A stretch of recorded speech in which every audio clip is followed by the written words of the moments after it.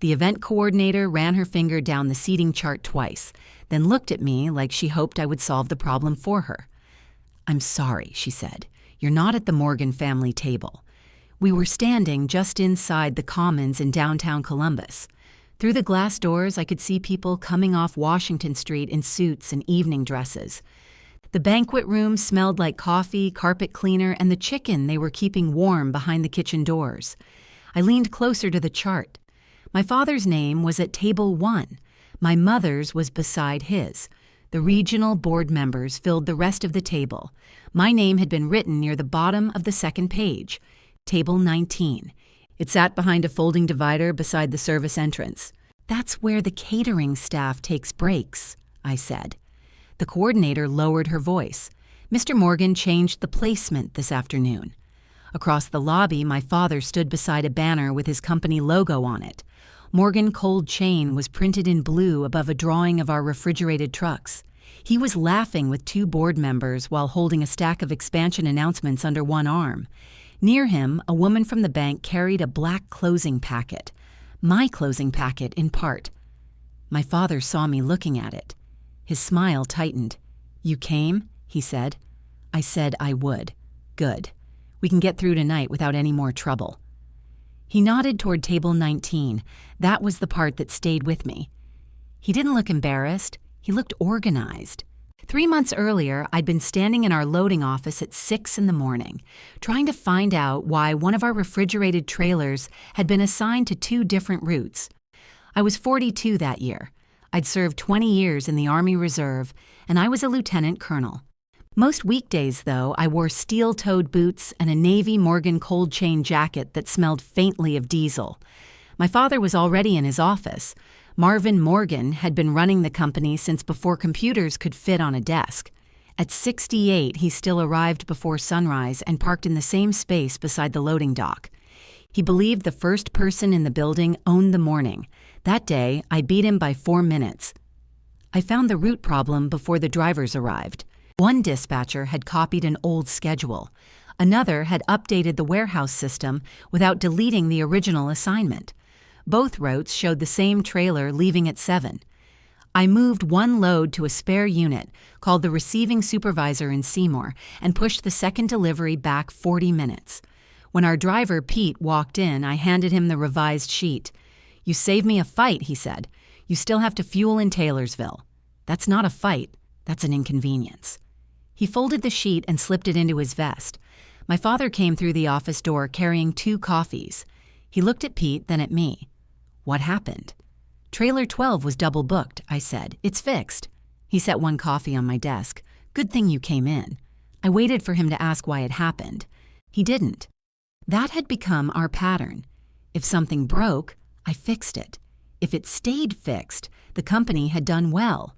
If I wanted to discuss what caused the problem, I was making things complicated. My father started toward his office. "I need the expansion projections," I said. He stopped. "What projections?" "The warehouse expansion." He took a slow drink of coffee. "Who told you about that? You left the site plan in the conference room. It's still early. The plan has an equipment schedule attached." He glanced toward the hallway, checking who could hear us. "Come into my office." His office hadn't changed much since I was young. Same oak desk, same metal filing cabinets, same framed picture of the first delivery truck he bought. The only new item was a glossy drawing of a warehouse twice the size of ours. He shut the door. "I was going to talk to you," he said. "When?" "When I had firm numbers. There are dollar amounts on the equipment schedule. Those aren't final. They're specific enough to include installation." He sat behind his desk and motioned for me to sit. I remained standing. My father hated that. He liked people seated when he was seated.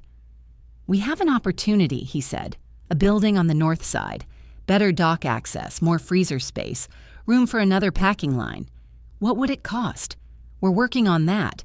You're working on financing before you know the cost?" His jaw shifted. "I know the cost range." "Then tell me." He picked up a pen and rolled it between his fingers. $850,000. I didn't answer right away. Our company wasn't failing. It wasn't thriving either. Fuel had gone up. 2 grocery clients were paying later than usual. We had enough work to stay busy, but not enough cash to survive a bad expansion. "What's the expected new revenue?" I asked. "The building lets us pursue bigger contracts. That's not revenue, it's capacity. Capacity isn't a customer." He put the pen down. "This is why I didn't bring it to you yet. Because I'd ask, who would pay us? Because you always start with what can go wrong." I looked at the warehouse drawing behind him. "I start with what has to go right." He leaned back.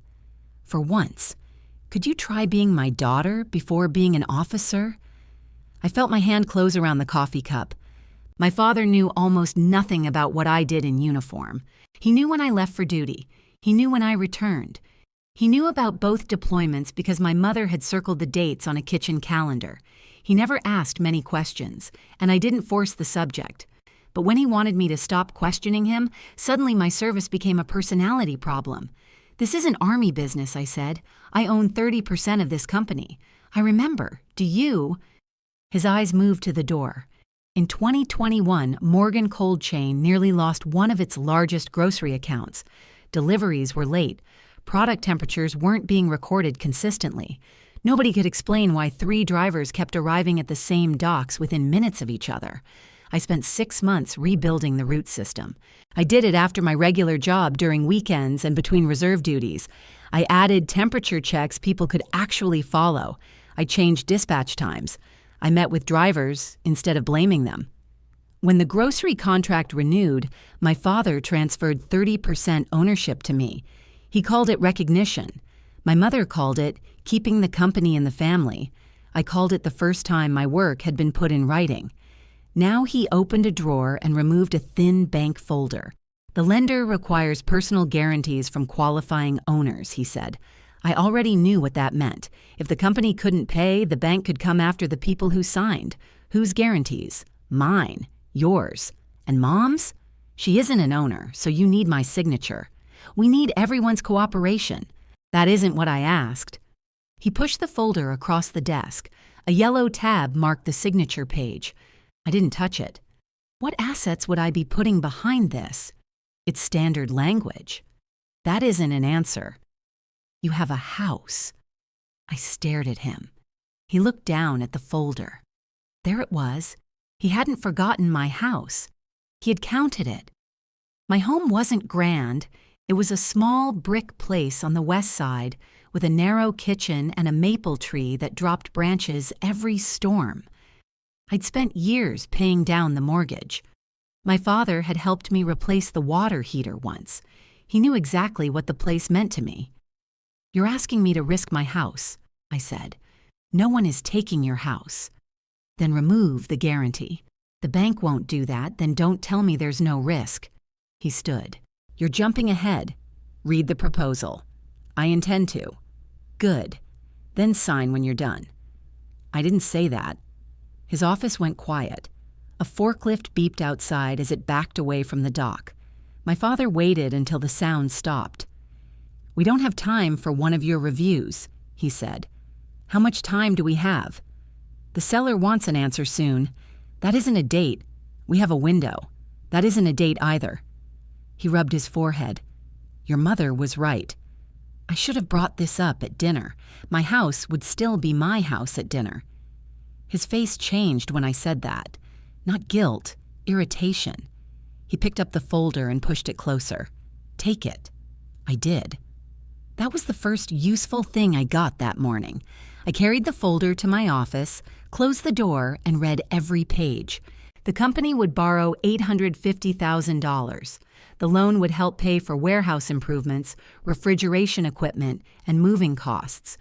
My father had used optimistic sales estimates, but I couldn't find signed contracts supporting them.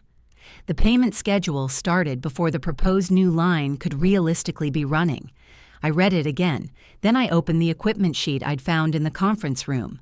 One line showed a deposit of $24,000. It had already been paid. I checked our internal ledger. The money hadn't come from the company operating account. That was a relief. For about 10 seconds. Then I found it under a short-term advance my father had made personally. He had put down money before telling me the expansion existed. I printed the ledger page and walked back to his office. He was on the phone. He held up one finger, meaning wait. I placed the page on his desk. Yes, he said into the phone. Everything is moving exactly as planned. He looked directly at me when he said it. I left before he finished. At noon, my mother called. Your father says you're upset. I asked him questions. You know how he gets when he's excited. He paid an equipment deposit. He believes in the expansion. Did you know about the loan? There was a pause. I knew he was exploring options. Did you know he needs my personal guarantee? Another pause. Longer, this time. He said it was a formality.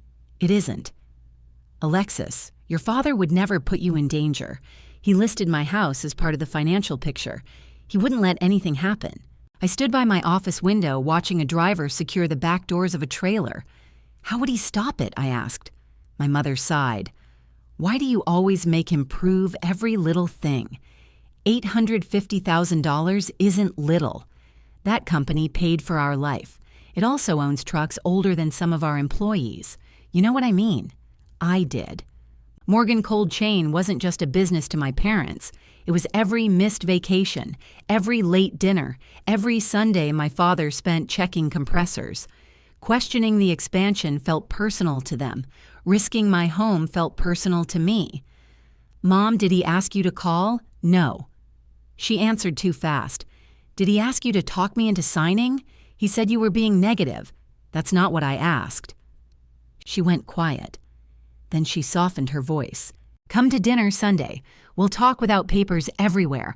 I'm not deciding without papers. Nobody is asking you to decide. The packet has a yellow signature tab. She had no answer for that. After we hung up, I went through the projections line by line. One potential customer accounted for almost half the expected new business. The proposal called it a pending regional account. There was no contract attached. There wasn't even a letter of intent. I called our sales manager and asked a simple question. Has the regional account agreed to move forward? He hesitated. Mr. Morgan told me he was handling it. Have you spoken to them? Once. What did they say? They're considering several providers. That answer closed one question. The revenue wasn't secured. It opened a worse one. My father had presented possible business to the bank as if it were nearly settled. I returned to the bank packet. A business card had been clipped inside the front cover. The loan officer's direct number was printed beneath her name. I didn't call her yet. Instead, I made 3 copies of the projections. One went into my locked desk drawer. One went into my work bag. I marked the third with every question my father had avoided. Before leaving that evening, I emailed him. I wrote, I will not sign a personal guarantee until the revenue assumptions, payment timing, and downside risk are answered in writing. Then I copied our outside accountant. My father called less than a minute later. I watched his name flash on my phone. For once, I let it ring. He left a voicemail anyway. Alexis, call me before you start involving people who don't need to be involved. Our outside accountant had prepared the company statements for years. Apparently, copying him counted as involving outsiders. I listened twice, then saved the message. At 7 the next morning, my father was waiting beside my desk. He had the marked projections in his hand. You copied Daniel. He handles our financial statements. He doesn't make company decisions. Neither do I, apparently. That's not fair. I set down my work bag. Did the bank see these revenue estimates? They saw a complete application. That's another answer to a different question. He slapped the pages onto my desk. You used to trust me. There it was. Not the numbers. Not the missing contract. Trust. My father used that word when he wanted a decision before an explanation. I trust you to work hard, I said. I don't trust these projections. You think I'd risk everything? I think you already paid $24,000 with my money for company equipment, for an opportunity. Can you get the deposit back? His mouth pressed into a narrow line. What does that have to do with the loan? It tells me whether we're choosing an expansion or chasing money you already spent. The equipment is being held for us. That wasn't my question. He looked toward the loading office. Someone had started the coffee maker. Water hissed through the machine. The deposit becomes non-refundable after the inspection period, he said. When does that end? Friday. That was the first straight answer he'd given me. Then we need to review the equipment before Friday. We? Yes. We. He picked up my pages. You're not stopping this over one cautious sales manager. I haven't stopped anything. You sent a message designed to scare Daniel. I sent 3 questions. You copied an accountant. He knows how numbers work. My father turned and walked out. 5 minutes later, our dock supervisor appeared in my doorway with a clipboard. Your dad said you'd look at the temperature report. I stared at him. What's wrong with it? Sensor 3 keeps dropping offline. Did maintenance check the battery? They changed it. The receiver? He lifted one shoulder. I followed him into the warehouse. The cold hit my face before the door closed behind us. The overhead fans pushed air through rows of boxed produce and dairy products. Sensor 3 was mounted near the back wall above a stack of wrapped pallets. I climbed the short rolling stairs and checked the unit. The battery was new. The signal light blinked normally. Bring me yesterday's loading schedule, I said. The supervisor returned with it. Every signal drop happened while Trailer 7 was parked at the nearest dock. The trailer's refrigeration unit had a damaged electrical cover. Someone had wrapped gray tape around it. That cover was supposed to be replaced, I said. Parts on order. Move the trailer. See if the signal holds. We shifted it 2 docks over. The sensor came back online. The supervisor watched the monitor for a minute. So the trailer was interfering with it? Looks that way. Keep the trailer away from this receiver until the cover is fixed. He wrote it on the clipboard. Your dad said the sensor was bad. My father says lots of things before breakfast. The supervisor smiled, then caught himself. I didn't hear that. You're learning. By 8, the temperature record was stable. I sent my father a short email explaining the problem. He answered with one word. Good. No mention of the loan. No mention of Friday. That was our ordinary rhythm. He could be angry with me as an owner and still send someone to find me when the warehouse needed help. I let him. That was harder to admit. I had a civilian job with a medical supply company. 4 days a week, I handled purchasing schedules and vendor delays. My reserve duties took their share of weekends. Morgan Cold Chain filled the spaces left between them. I wasn't on the company payroll. After I received ownership, my father said paying me a salary would be difficult until cash flow improved. I agreed. I told myself ownership was the payment. Then 1 month became 6, and 6 became several years. I kept answering calls. I kept checking routes. I kept arriving before work when a freezer alarm failed. Every time I solved something, I felt needed. Every time my father thanked the company instead of me, I told myself families didn't keep score. By Thursday afternoon, he still hadn't scheduled an equipment inspection. I went into his office. What time are we going tomorrow? He looked up from his computer. Going where? To inspect the equipment. I handled it. When? Yesterday. Who went with you? I didn't need an escort. Did you test it? The seller demonstrated it. Under load? He took off his glasses. It's refrigeration equipment, Alexis. It gets cold. That's not a test. It passed their inspection. Their inspection protects them. He put his glasses back on. You don't have to question every person in the room. I question the person getting paid. He turned to his screen. The deposit is now committed. I stood there for a moment. You let the deadline pass. I made a business decision. With your money. We've covered that. For equipment the company will have to use. We will use it. If the loan closes. His hand stopped over the keyboard. When it closes. I left without answering. Sunday dinner started at 5 at my parents' house on Washington Street. My mother had made pot roast, mashed potatoes, and green beans cooked until they were soft enough to fold. She greeted me at the door and took the pie from my hands. Thank you for coming. You invited me. I wasn't sure you would. That was meant to sound gentle. It still placed the trouble at my feet. My father sat at the dining table with a glass of iced tea. No papers were visible. For 10 minutes we talked about ordinary things. A leaking gutter. the church fundraiser my mother was helping with, a driver who had retired the month before. Then my father asked me to pass the salt. I handed it to him. He salted his potatoes and said, "The equipment is secured." I know. My mother looked between us. "Can we eat first?" "You wanted to talk without papers," I said. "I wanted us to have one pleasant meal." My father put down the salt. "We can, if nobody turns this into an interrogation." I took a bite of roast and chewed it slowly. He waited. I knew what he wanted. He wanted me to fill the silence. He had been using silence that way my entire life. When I was young, I would confess to things he hadn't asked about. As an adult, I offered solutions. If he went quiet long enough, I usually gave him a way forward. This time, I drank my water. My mother tried next.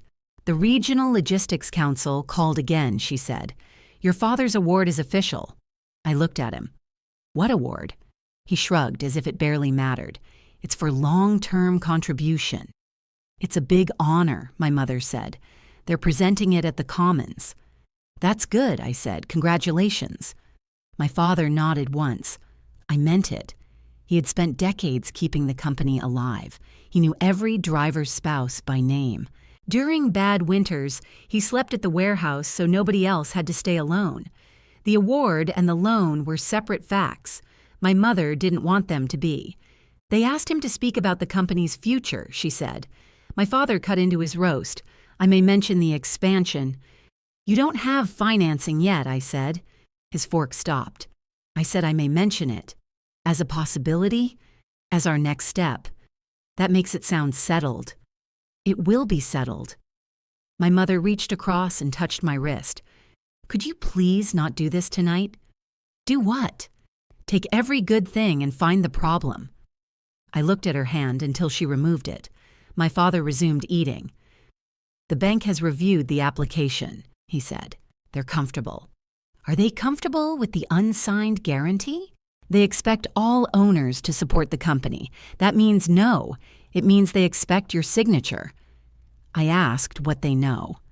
My mother set down her fork. "Why wouldn't you sign?" "Because the sales projections aren't supported.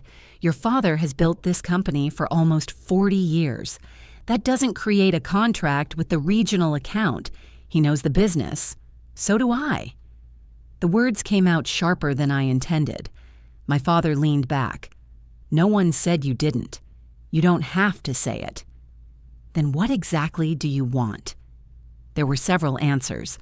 I wanted him to show me the same information he showed the bank. I wanted him to stop sending my mother to soften questions he hadn't answered. I wanted him to remember that my ownership came from work, not from being his daughter. What I said was, "I want a real owner meeting." He gave a short laugh. "We're sitting at a table. This is dinner. It became a meeting when you brought up the bank. Mom brought up your speech." My mother pushed her chair back. "I'm clearing the plates." "We're still eating," my father said. "I'm finished." She carried her plate into the kitchen. I watched her run water over food she would normally save. My father lowered his voice. "You upset her. I asked about financing. You know this isn't only about financing. What is it about? Being behind me. I'm beside you on paper. That's the problem." He stared at me. I had wanted to say that for a long time. Once it was out, I couldn't soften it. My father folded his napkin. "You received part of this company because I wanted you protected. I received it after I fixed the distribution system. I didn't have to give it to you.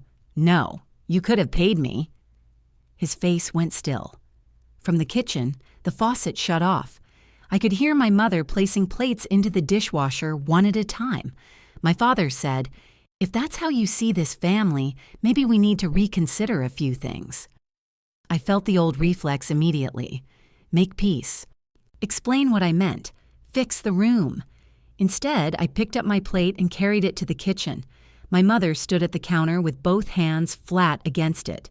"You didn't have to embarrass him," she said. "There are 3 people in this house." "You know what I mean. I don't think I do anymore." She turned. "Your father has spent his life taking care of us. I'm not asking him to stop. You're treating him like a stranger. I'd require more from a stranger before risking my house." Her eyes filled, but she didn't cry. "That company is your home, too." It was exactly the sentence that could still reach me. She knew it. For years, I had confused access with belonging. My key opened the warehouse. My name appeared on ownership papers. My father called when something failed. My mother saved me a place at Sunday dinner. I had treated those things as proof I belonged. Maybe that was why I kept working without pay. Maybe I believed usefulness was the rent. My mother handed me a dish towel. "Dry those." I almost did. She had already turned back toward the sink, assuming I would take my usual place beside her. We would clean the kitchen. My father would sit in the dining room until enough time passed. Then I would bring him coffee, and the evening would repair itself without anyone answering me. I placed the towel on the counter. "I'm going home." She looked over her shoulder. "You're leaving over dishes?" "No, then stay. Will Dad provide the bank application? You'll have to ask him."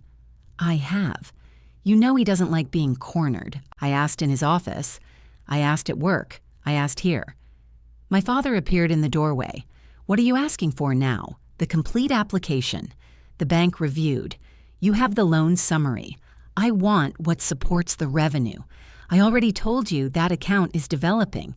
Then it shouldn't be counted as committed." No one said committed. I looked at him. "The projections say expected." "That's what it is. Expected by whom?" He didn't answer. My mother picked up the dish towel and folded it. My father finally said, "Daniel has the working file." That was useful. "Then I'll request it from Daniel." His expression changed. "You don't need to do that. You just said he has it. I'll get you what's relevant. I'll request the file." "Alexis, I'm an owner. You're my daughter. I'm both." He looked at my mother, expecting help. She kept folding the towel into smaller squares.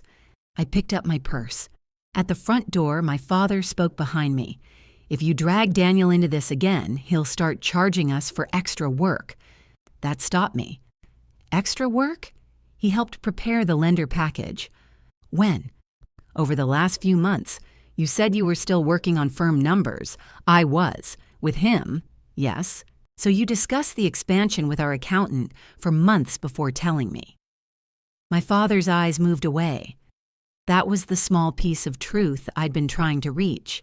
The secrecy wasn't caused by an early plan or unfinished numbers. He had built the package with professional help. He had simply left one owner outside the room until her signature was needed. I opened the door. My mother said, "Please don't leave like this." I looked back at them. How should I leave? Neither answered. I drove home with the radio off. At my kitchen table, I opened my laptop and wrote to Daniel. I requested the lender application, all supporting projections, and every version of the expansion forecast he had received. Before I sent it, I added one sentence. "Please copy all owners on your response." Then I pressed send. Daniel responded at 8:12 the next morning. His email contained 6 attachments and one careful sentence. Marvin authorized me to provide the current working documents. He had copied my father. I downloaded everything before I opened the first file. 2 minutes later, my phone rang. "Why are you doing this?" my father asked. "I requested information. You requested drafts. I requested what the bank received. Those aren't the same thing." "Then which attachment did the bank receive?" He went quiet. I opened the largest file. It was a forecast covering the next 3 years. The first page showed higher storage revenue, higher delivery revenue, and a new packing line operating near capacity. "Which attachment?" I repeated. "The lender package is labeled final. I found it. Thank you." "Don't thank me like I work for you. You called me. You went around me. You told me Daniel had the file. I said I would get you the relevant information. You've been choosing what I'm allowed to see. That's not what I'm doing." I clicked through the pages. "Then I'll read it and call you later." "Alexis." "What?" "You need to understand that lenders expect confidence." "I understand. They don't want every possible concern dumped into an application. I understand that, too. So don't read normal business optimism as dishonesty. I haven't used that word. You were going to. He ended the call. I made coffee and read the lender package from the beginning. The projected regional account appeared on page 9. It was expected to begin using our warehouse in October. The forecast included weekly storage fees, packing charges, and delivery revenue. There was no signed agreement. That part I already knew. What I didn't know was how the number had entered the forecast. Daniel's working file answered that. A note beside the revenue line said, "Probability increased to 85% per Marvin." The earlier version had shown 30%. I checked the dates. The probability changed 2 days before the loan application went to the bank. Nothing else changed with it. There was no new email from the customer, no updated pricing request, no meeting note, just my father's instruction. I called Daniel. He answered quietly. "I thought you might call. What supported the increase to 85%? You should discuss the business assumptions with Marvin. I'm asking who changed the number. I changed the spreadsheet. On whose instruction?" There was a pause. "Your father's. Did he give you anything from the customer?" "Not that I received. Did you ask?" I noted that supporting documentation was still pending. "Where?" "In the working notes. Not in the lender package." "No." I leaned closer to the screen. "Why not? The bank didn't ask for working notes. Did the bank ask whether the account was contracted?" "Not in those words." "Daniel." He breathed out. "The application describes it as anticipated business. Anticipated at 85%. The percentage isn't in the application. The revenue is. Yes." I wrote that down. He continued before I could ask another question. "For what it's worth, I told your father the forecast was aggressive." "What did he say?" "He said the customer had been positive." "That's all?" "That's all he told me." "When did you learn I hadn't reviewed the package?" Another silence. "Sunday night. From my email." "Yes." "What did you believe before that?" "I believed all owners had discussed it." "Why?" "Marvin said the ownership issues were handled." I stopped writing. "He said that to you?" "He said the family was aligned." That wasn't the same as saying I had agreed. It was close enough to create the impression. "Did you tell the bank that?" "No, I didn't speak to the bank about owner consent." "Who did?" "Your father handled the lender conversations." Daniel sounded uncomfortable now. I didn't blame him for the forecast. He prepared figures from information the company gave him. But he had seen the numbers change without support, and he had accepted my father's claim that the family was aligned. I had helped create that assumption. For years, my father made decisions, and I fixed the operating details afterward. I complained privately, then made the plan work. Anyone watching us would have believed that disagreement was part of our process, not a reason to stop. "Send me the note where you called the forecast aggressive," I said. "I can send the email chain. Please do. I need to tell Marvin. He's copied on everything. I mean, before I send it. Why? Because he's my client. So am I. That's part of the difficulty." "I know." He was quiet for a moment. "I'll send it." The email arrived 12 minutes later. My deliberate move had worked. I had the file, the earlier forecast, and the written warning. The information was useful. It still didn't tell me what the customer had actually said. I drove to Morgan Cold Chain before going to my civilian job. My father's truck was in its usual space. Inside, he was standing with our sales manager beside the dispatch board. They stopped talking when I entered. My father looked at the folder under my arm.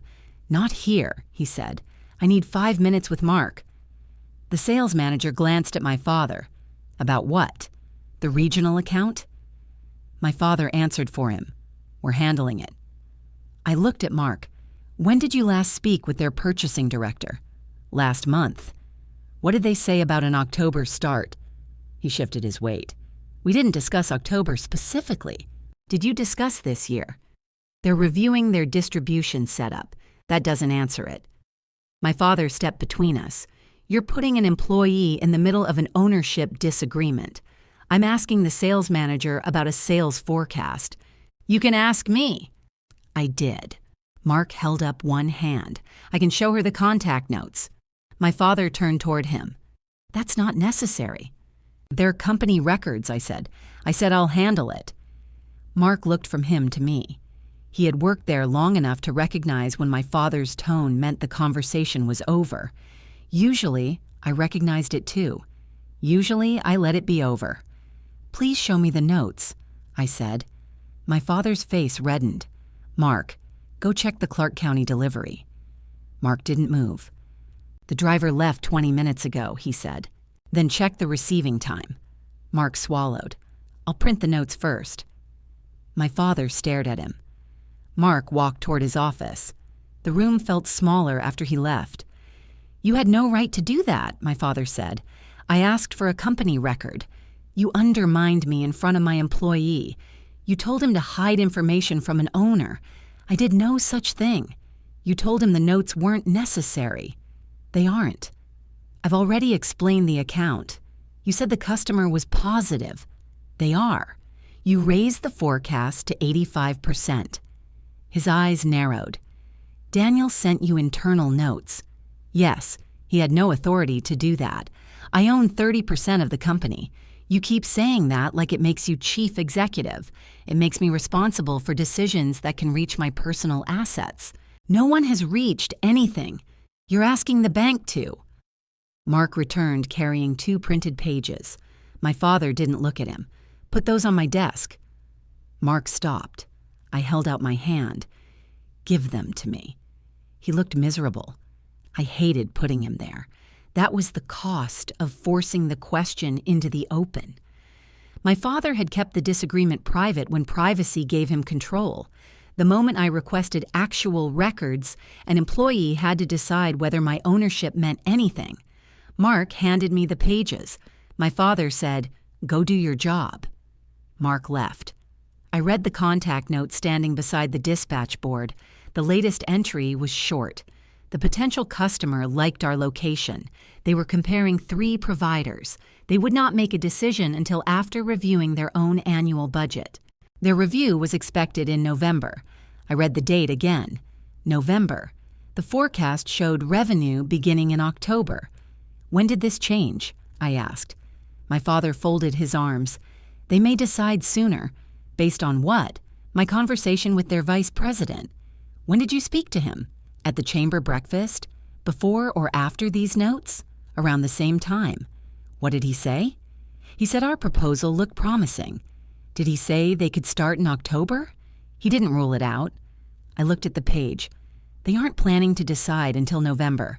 Plans change, so you move the probability to 85%. I used my judgment and moved the revenue ahead of their decision. The line needs time to ramp up. That sentence doesn't even answer the question. My father took a step closer. You think business happens because someone hands you a guarantee. It doesn't. You build capacity, then you sell it. With borrowed money, yes. That's how expansion works. Then show the bank a forecast based on capacity, not a customer who hasn't agreed. They know projections are projections. Do they know the customer's timeline? He didn't answer. I folded the contact notes and placed them inside my folder. I'm taking copies. They don't leave this building. Then I'll scan them here. You're acting like an investigator. I'm acting like the only person whose house you included without a conversation. His voice dropped. Lower your voice.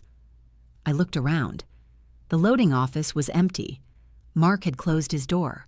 No one is listening. That's not the point. What is the point?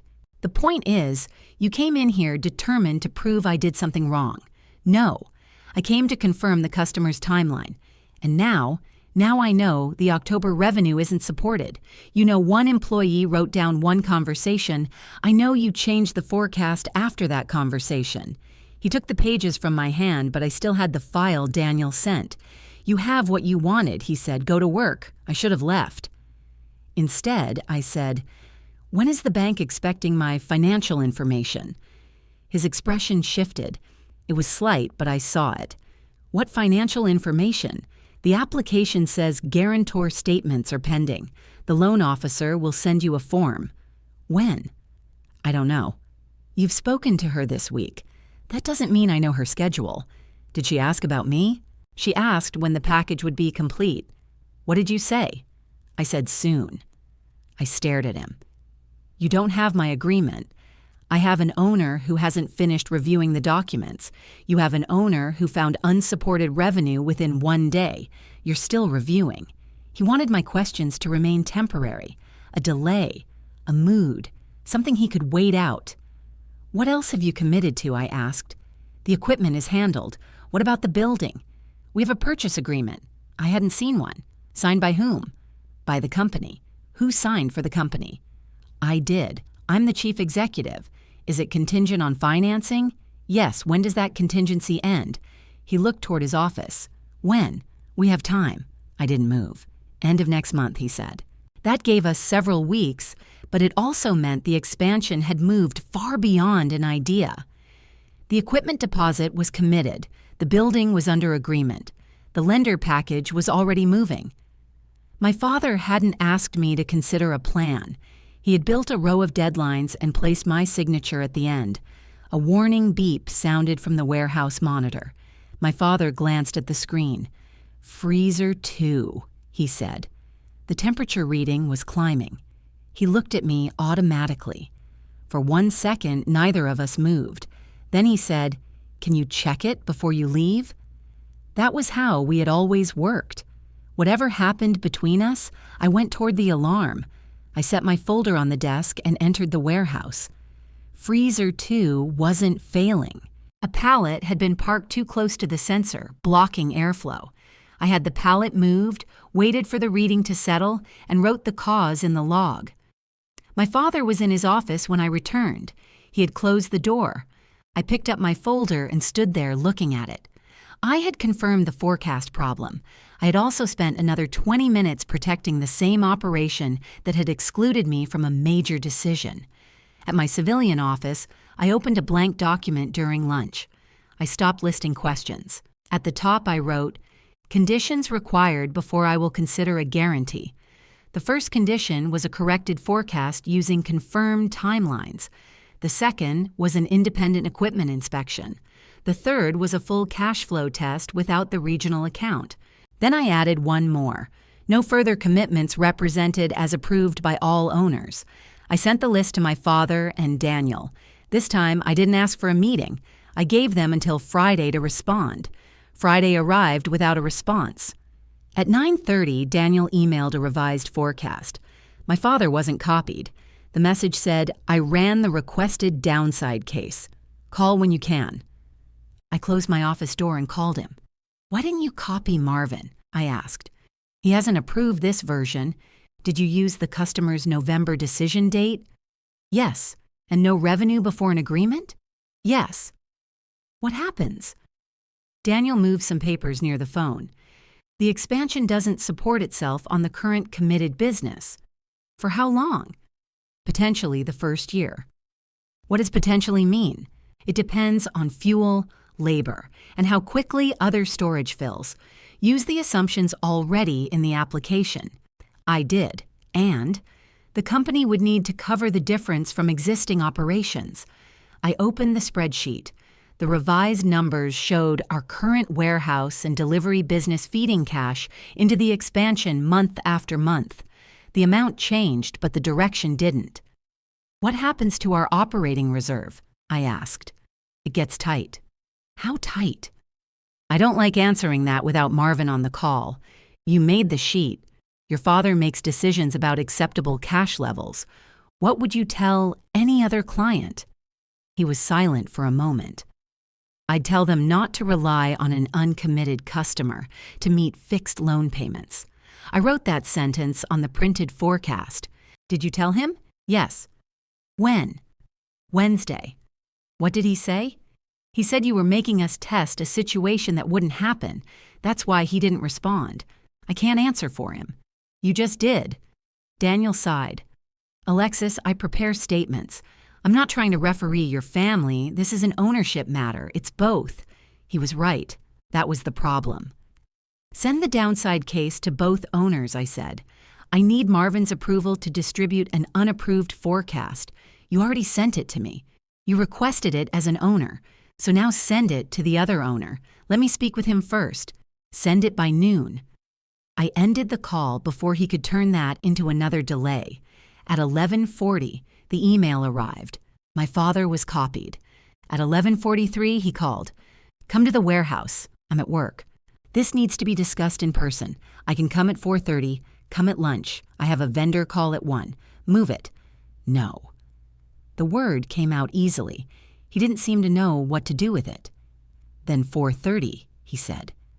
When I reached the warehouse, he was in the conference room.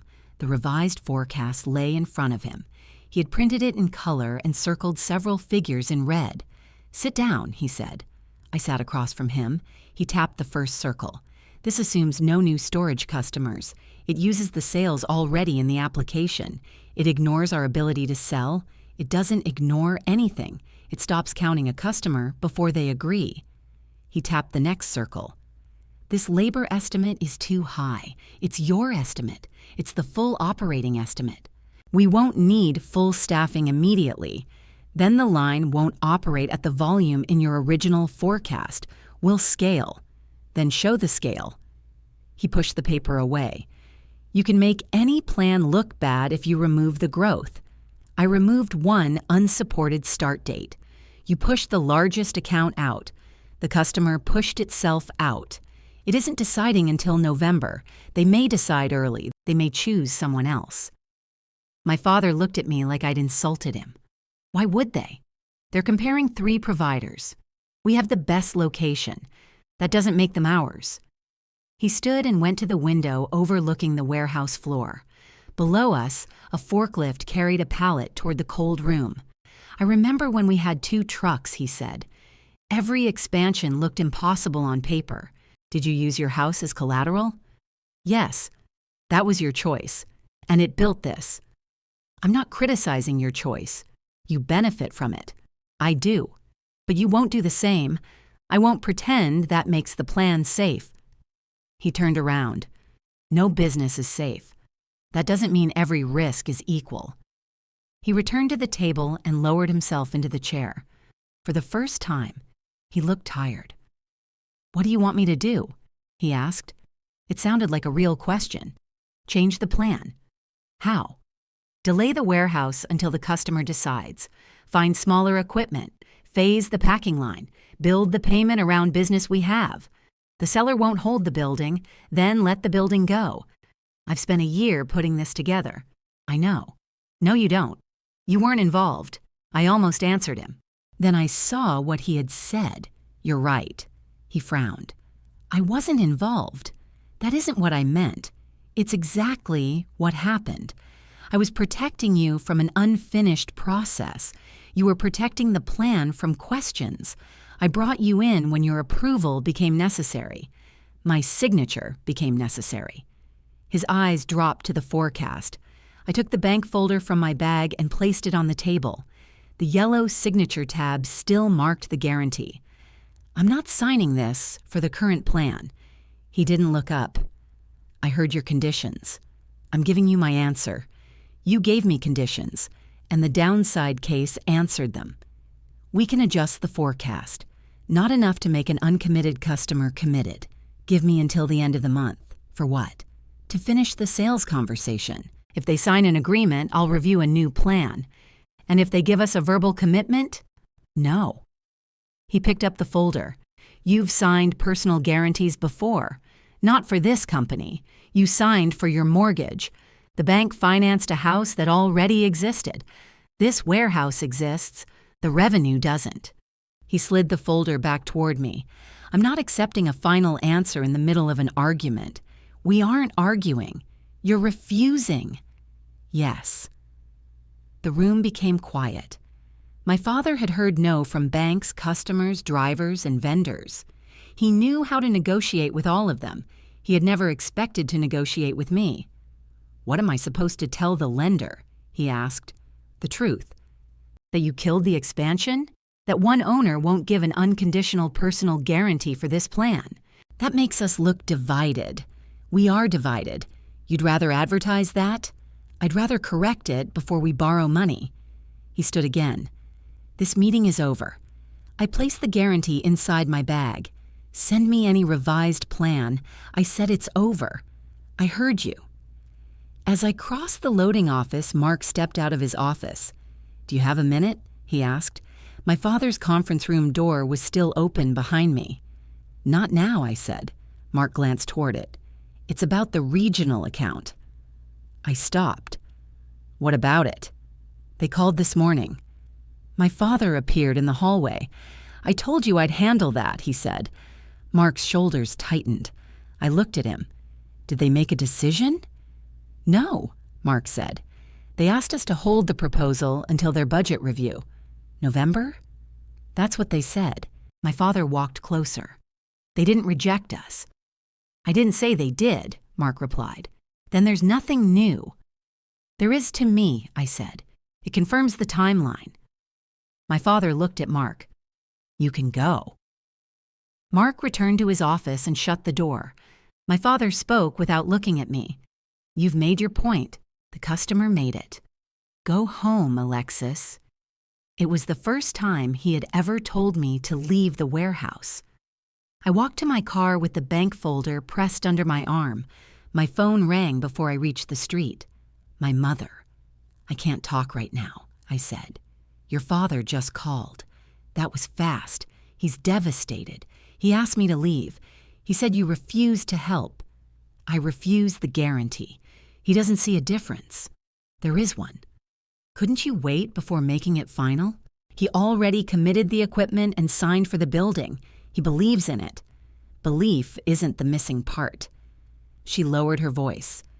Your father doesn't have many chances left to grow the company. Did he say that? He doesn't have to. That was how my mother carried his feelings. She turned them into facts, then asked me to act on them. Mom, I gave him another path. He says your version is too small. It's smaller than risking the current business. He thinks you're afraid. I am. She wasn't expecting that. I sat in my car with the door open. I'm afraid the customer says no, I continued. I'm afraid the new warehouse drains the old one. I'm afraid Dad expects me to clean it up afterward. He would never expect that. He already does. What does that mean? When was the last time he called me just to ask how I was? That's unfair. Maybe. He's proud of you. Then why is my value always attached to a problem I can solve? My mother didn't answer. A truck pulled out of the lot. I waited for it to pass. She finally said, The awards dinner is next month. I know. The invitations arrive next week. Okay. He needs you there. I'll think about it. Your family. I know. Then act like it. She ended the call. The next Tuesday, an ivory envelope appeared in my mailbox. The Regional Logistics Council's name was printed across the top. Inside was an invitation to the awards dinner at the Commons. My father's name appeared beneath the award description. I felt proud when I saw it. I also felt the familiar pull to make everything easy for him. Then I read the speaker line. The Army keynote address would be given by retired Brigadier General Raymond Watkins. I sat down at my kitchen table. I hadn't seen Raymond in years. In 2010, during my first deployment, he had commanded the task force I worked under. Back then, he was a colonel. He remembered details other commanders missed. Once, during a week of broken schedules and delayed convoys, he asked me why 3 supply reports disagreed. I explained the tracking problem. He listened, asked 2 questions, and told me to fix the process. Not the report. The process. That assignment changed how I worked. He had no idea what was happening with my family. I had no reason to contact him about it. Still, seeing his name made the dinner feel less like one more obligation to my father. I responded that I would attend. The next morning, my mother called. I heard you accepted. Yes, your father will be relieved. I'm attending the dinner. I'm not changing my answer about the loan. Can we keep those things separate for one evening? Yes. Tell him not to bring the loan. He wouldn't do that. I'm being clear. You always have to add a condition. This one is simple. She promised to tell him. 2 days later, I arrived at the warehouse and found a stack of glossy pages on the counter beside the coffee maker. At first, I thought they were award programs. Then I saw the warehouse drawing. The heading read, Morgan Cold Chain announces next phase of regional expansion. I picked up a copy. The announcement described the new building, the packing line, and expected growth. It said financing was in final approval. It also said my father would mark the company's next chapter during the awards dinner. Mark entered behind me. "Those came yesterday," he said. "Who has seen them?" "Employees, a few customers. Your dad took some to the council office. Did he send them to the bank?" "I don't know." My father came through the loading door. He saw the page in my hand. "You said you weren't signing," I said. He removed his jacket. "You said you'd review a new plan. This is the same plan. It's an announcement, not a closing. It says financing is in final approval." "That's accurate. It requires my guarantee. The bank is still prepared to close. I'm not." He hung his jacket on the wall hook. "The loan officer is coming to the dinner." I lowered the page. "Why?" "I invited her to bring the closing packet." "You invited her to your award dinner?" "The council liked the idea. Local company expands. Local bank supports it. It makes a strong regional story. You told them the loan would close there. I told them we expected it to. After I refused. You have several weeks to reconsider. I told Mom that attendance wasn't consent. This has nothing to do with your mother. You're using a public event to pressure me. I'm giving the company a deadline. The company already had one. Then we'll meet it." He took the announcement from my hand and straightened it against the counter. "You'll be at the dinner," he said. "The paperwork will be there. We can settle it then." He placed the page back on the stack. My private refusal was now printed, distributed, and scheduled as if it had never happened. I took one copy and folded it into my bag. My father watched me. "What are you doing?" "Keeping a record of an announcement, of what you announced after I said no."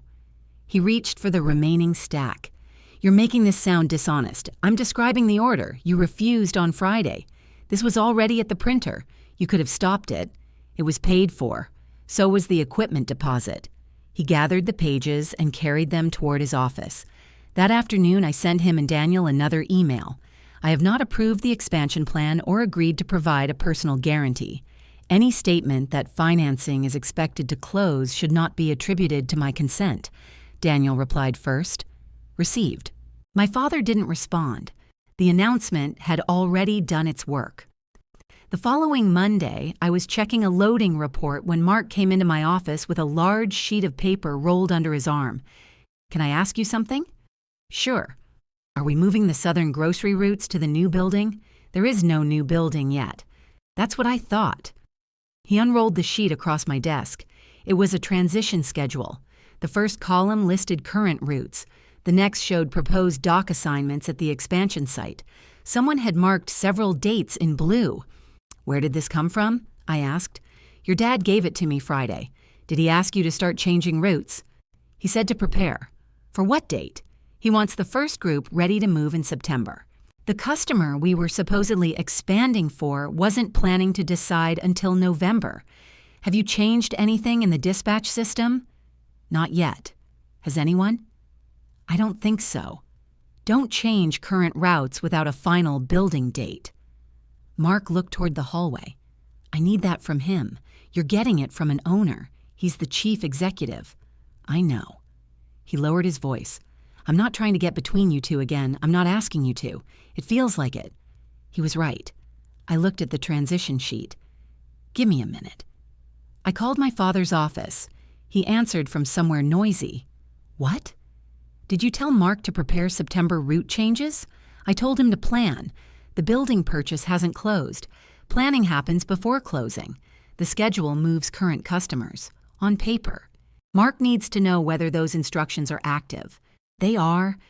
I'm telling him not to change the dispatch system. You don't have authority to countermand me. I have responsibility for the system. You designed it. That doesn't mean you control it forever." Mark stared at the floor. I turned slightly away from him. "Then tell him directly what you want changed." "I already did." "You gave him a transition sheet. That's called direction. It's called a draft." My father's voice hardened. "Put Mark on the phone." I handed it over. Mark listened for almost a minute. "Yes," he said. "I understand." Another pause. "No, nothing has been changed." He looked at me. "Yes. I'll wait for written dates." That last part was his own. When he hung up, he returned my phone. He said planning only. Good. He also said you shouldn't be involved in dispatch changes unless he requests it. I nodded. Mark rolled up the schedule. "I'm sorry. You didn't do anything wrong." He held the paper against his chest. "Are we expanding or not?" "I don't know. He told everyone it was approved. The bank approved a loan under conditions." "Is that different?" "Yes." He waited, but I didn't explain the guarantee. My personal assets weren't warehouse gossip. "Keep current operations unchanged," I said. "If he gives you written instructions, follow them unless they create a safety or customer problem. What if you disagree? Then I'll take it up with him." That gave Mark a usable answer. It also showed me how far the announcement had spread. Employees weren't discussing a possibility. They were preparing for a move. Around noon, a driver reported that Trailer 7 had lost power while parked at a customer dock. It was the same unit with the damaged electrical cover. The load was still cold, but it needed to return quickly.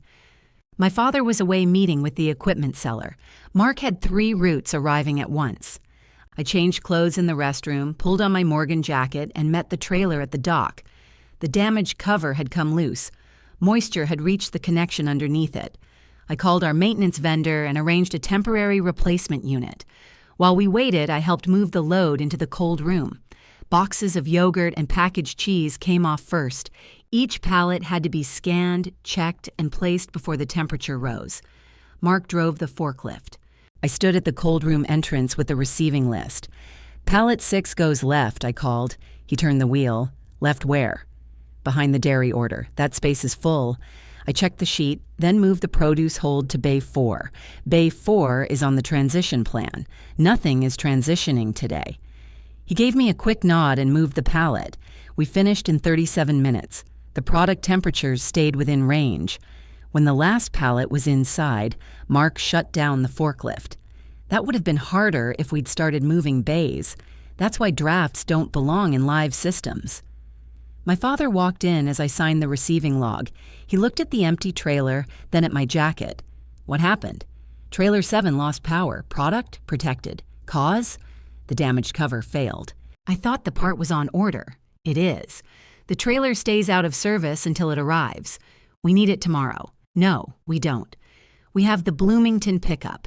Trailer 4 can take it. Trailer 4 is scheduled for inspection." I moved the inspection. His eyebrows lifted. "When?" 20 minutes ago. "You moved it without asking me."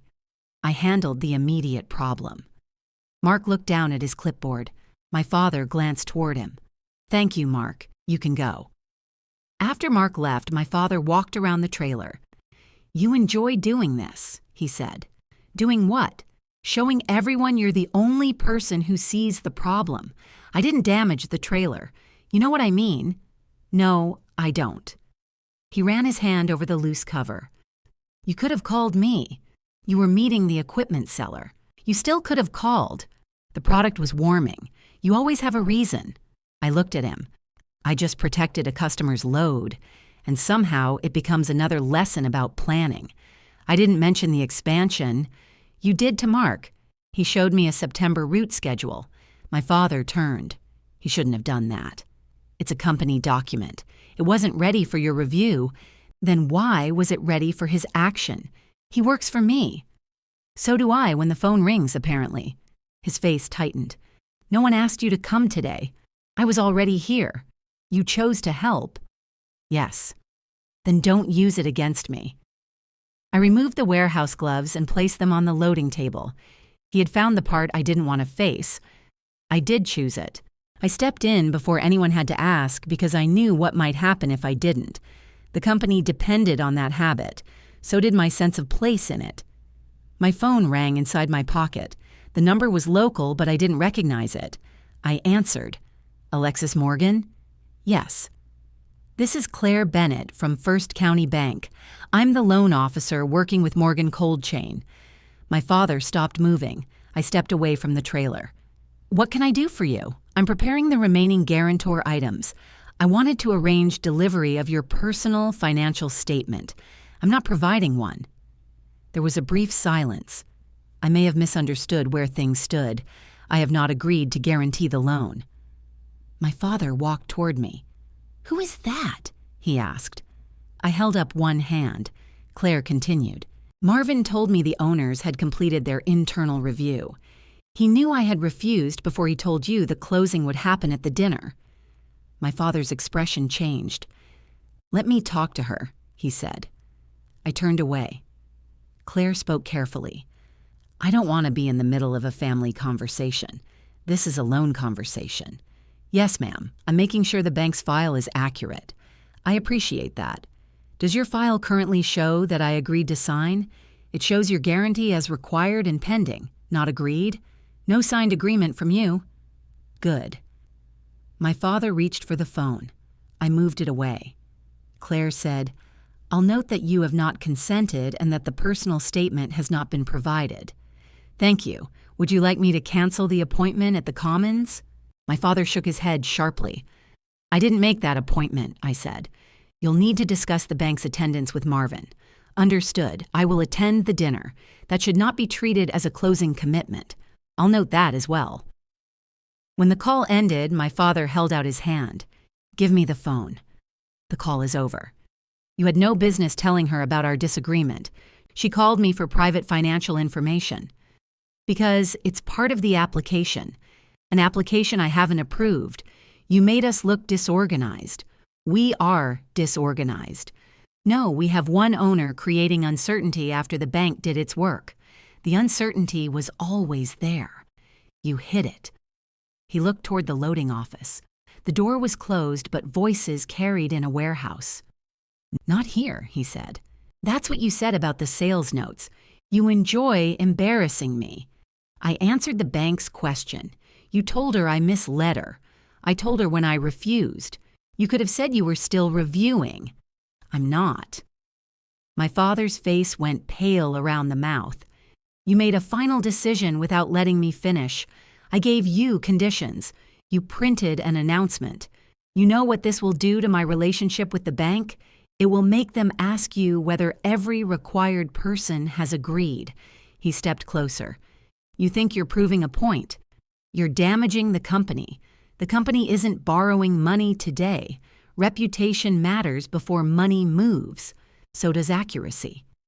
He walked into the loading office and shut his door hard enough to shake the glass.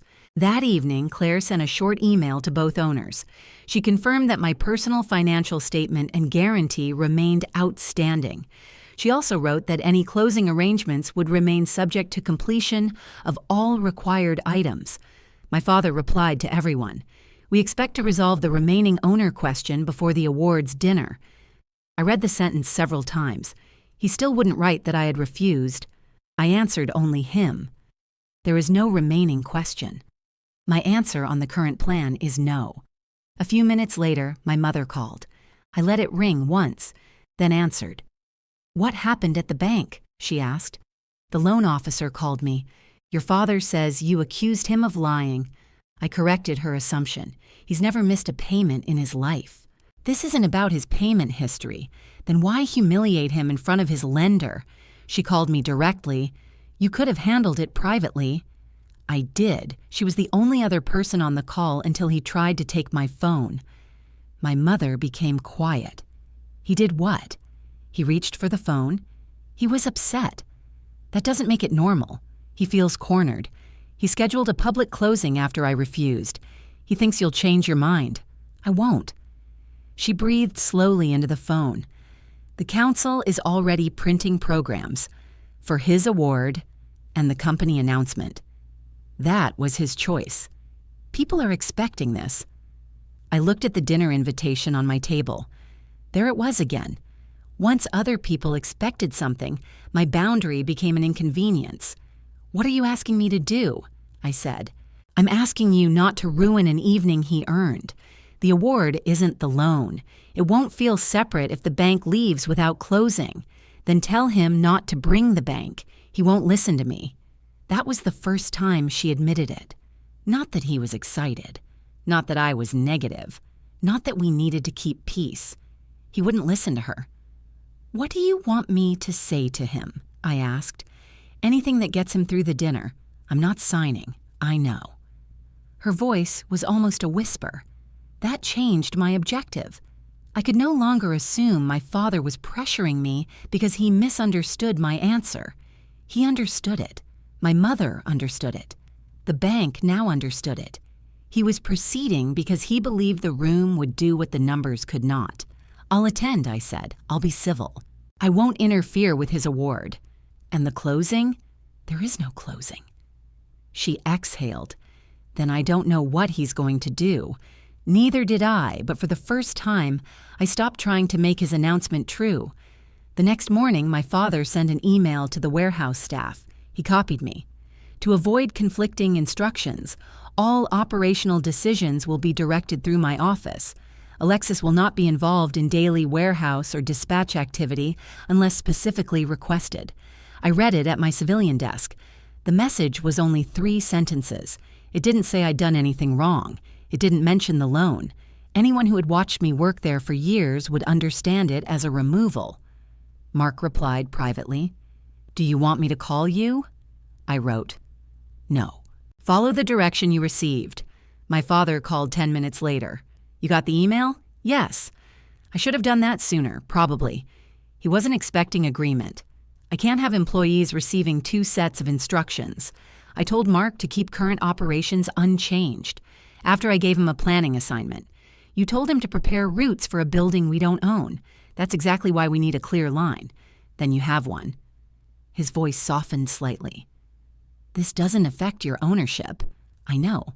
You'll still receive financial reports." "I expect to. And you can review major decisions. Before or after you make them. I'm not doing this with you. You called me." He exhaled. "I need you to return the route system administrator key." The request landed harder than the email. The administrator key was a small electronic device I kept locked in my desk. It allowed access to the settings behind the scheduling system. I'd created the system, tested every route, and trained everyone who used it. "You have a backup," I said. "I want both kept in my office." "Why? Because you're no longer managing the system. I haven't changed anything without a request. I'm cleaning up the chain of command." He knew exactly which phrase he was using. "This isn't a command," I said. "It's my company. It's our company. I run it. That part is finally clear." I told him I'd bring the key after work. When I arrived, my name had been removed from the whiteboard beside the loading office. The board listed emergency contacts for refrigeration, dispatch, and customer problems. For years, my number had appeared below my father's. Now there was an empty space. No one said anything when I entered. Mark was on the phone. He lifted one hand in greeting but didn't ask me to look at the paperwork on his desk. A driver walked past carrying a delivery sheet. "Evening," he said. His tone was polite. Too polite. My father had moved my personal things out of the small office I used. 2 cardboard boxes sat on the conference room table. "What's this?" I asked. "We need the room." "For whom?" "The expansion work. You just removed me from operations. The room still belongs to the company. So did everything in it. Your personal items are boxed." I opened the first box. Inside were 2 coffee mugs, a phone charger, 3 notebooks, and the framed photograph of our original warehouse. The second box held route manuals, inspection notes, and the old Task Force Challenge coin I kept in my top drawer. I picked up the coin. Raymond had handed it to me in 2010 after our team corrected a supply tracking failure that had delayed several units. He didn't give a speech. He placed it in my palm and said, "You fixed what caused it. Remember that." I had carried it through my second deployment. Later, I brought it to the warehouse because the lesson fit there too. My father looked at the coin. "What's that?" "Something from work." "This is work." I closed my fingers around it. "You know what I mean." He held out his hand.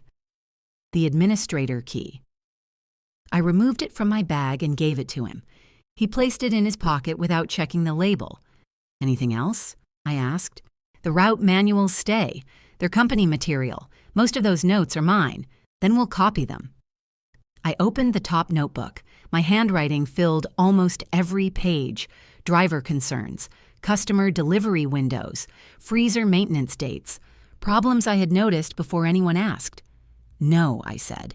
"You can keep them. That isn't necessary. They're part of the system. I said we can copy them. I heard you." I placed the notebook on the conference table, then the next one, then the last. My father watched me empty the box until only my personal things remained. "You're being dramatic," he said. "I'm separating company work from personal property. You're taking a photograph of the company warehouse. It was a gift from Mom. You know what I mean?" I set the picture back in the box. "Do I?" He put both hands on the table. "I asked for one key. You're acting like I threw you out. You boxed my office before you asked for the key. It isn't your office." That was true. The company didn't pay me. I had no employment agreement. The room was available because my father had let me use it. So was the jacket. So was the name on the emergency board. Ownership was the only part he couldn't move into a cardboard box. Mark appeared in the doorway. "Sorry. Freezer one is making that clicking sound again." My father looked at me automatically. Then he caught himself. "Call maintenance," he told Mark. "They can't come until morning. What's the temperature?" "Stable right now. Move the sensitive product to freezer 2. Freezer 2 is nearly full. I knew exactly how to make room. Shift the produce hold. Move the sealed dairy pallets forward. Use the temporary racks near dock 3. The answer was in one of the notebooks on the table. My father looked at it. I could have opened it. The whole problem would have taken 10 minutes. Instead, I lifted my box. "The cold room layout is in the green notebook," I said. My father's mouth tightened. Mark stepped into the room and found it. "Page 46, I said. He turned to the page. "There it is." My father said nothing. Mark read the notes. "We can move the produce hold to dock 3. Check the dock temperature first," I said. He nodded. My father looked at me. "You're either helping or you're not." I answered his question. "After making him search for it, he needs to know where the information is. You could stay until the product is moved. You removed me from operations this morning. This is an emergency. The temperature is stable. It could change." "Then call maintenance again and tell them that." He stared at me. For years, emergency had meant Alexis would come. It didn't matter whether I had work the next morning or reserve duty that weekend. It didn't matter if the emergency was a failed compressor or a driver who forgot a password. I came because the company needed me. I also came because being needed felt close to being respected. Mark held the notebook against his side. "We can handle it," he said. My father looked at him. "I didn't ask if you could handle it. I know the layout now." The two men stood there waiting. I hated leaving. My whole body leaned toward the cold room. I could already picture the pallets and the clearances. I wanted to check every temperature myself. I wanted to stay until the clicking stopped. I carried the box outside. Halfway to my car, the warehouse door opened behind me. My mother stepped out. I hadn't seen her vehicle because she had parked near the front office. "Alexis." I stopped. She wrapped her cardigan tighter around herself. "Your father told me you were coming. Did he tell you he packed my office? He said he needed the room for expansion work. He's trying to move forward. He removed me from operations. You told him you wouldn't support the plan. I wouldn't guarantee the loan. To him, that's the same thing." "I know." She looked at the box. "You're taking everything?" "Only what belongs to me. Don't make this permanent. I didn't send the email. He's hurt. So am I. He thinks you don't believe in him. I don't believe in the forecast. You always bring it back to numbers. The bank will." She reached for the box. "Let me carry that. I have it. Come inside. We can talk. The freezer needs attention. Then help him." There it was. Not come inside because he wanted me there. Not stay because the family needed to settle this. Help him. "Mark has the instructions," I said. "You're really leaving while something is wrong." "The staff can manage it, but you know how." My hands tightened under the box. That's been the whole arrangement, hasn't it? What arrangement? I know how, so I owe it. Nobody said you owe anything. Then I can leave. She looked back at the warehouse door. If product is lost, your father will blame you. The temperature is stable. Maintenance has been called. Mark has the layout. You're comfortable with that? No. Her face softened. Then stay. I almost did. I wanted my mother to see me return through that door. I wanted my father to look relieved. I wanted Mark to hand me the notebook. I wanted the company to feel like mine again. But if I went back, the email meant nothing. The boxed office meant nothing. My refusal would remain one more objection I eventually worked around for him. I'm going home, I said. My mother moved aside. The next morning, Mark sent a short message. No product loss. Maintenance replaced a relay. Everything is stable. I read it twice. The warehouse had managed without me. That hurt too. I answered, "Good work." Then I deleted the draft message asking for the temperature log. At lunch, my father sent the monthly financial statement. It arrived without the usual note asking me to review fuel costs or late customer payments. I opened every page. Current operations were stable.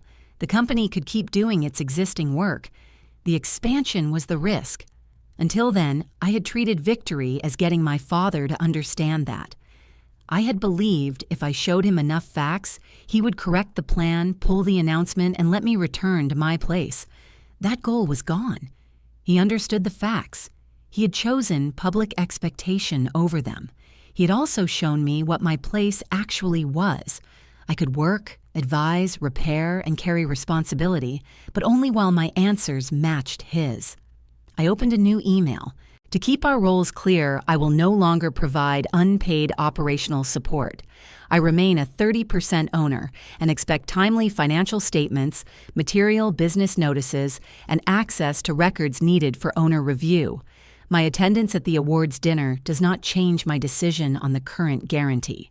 I sent it to my father and Daniel. My father replied 4 minutes later. Understood. Nothing else. That evening, I unpacked the box at home. The mugs went into a kitchen cabinet. The charger went into a drawer. I placed the warehouse photograph on my desk. The challenge coin stayed in my hand. Its edge had worn smooth after years in uniform pockets and desk drawers. I turned it once, then set it beside the folded dinner invitation. I was still going. But I was no longer going to save the plan, repair the announcement, or protect my father from hearing the answer he had already received. The next morning, I called the Commons. The coordinator answered on the third ring. My name is Alexis Morgan. I'm attending the Regional Logistics Dinner next month. Yes, ma'am. You're at the Morgan family table. Thank you. I need a copy of the event schedule. The public schedule? The detailed one. She hesitated. Are you helping Mr. Morgan with his presentation? No, I need to know whether I'm listed in the loan closing. I heard keyboard clicks. There is a ceremonial signing after the keynote. Am I named as a participant? Let me check. More clicks. The notes say, Morgan Family Ownership and First County Bank. That's too general. I'm sorry. I'm an owner. I have not agreed to sign. The clicking stopped. I didn't know that. I understand. Mr. Morgan told us the closing would take place during the dinner. He expects it to. I don't. She lowered her voice. Do you want me to cancel the signing? I don't control the event. But if the bank can't close, that's between the bank and my father. I'm asking you not to list me as a participant or call me forward without my agreement. I can add that to the file. Please put it in writing. Another pause. I'll send you the current schedule and ask Mr. Morgan to confirm the participants. Copy me on that request. Yes, ma'am.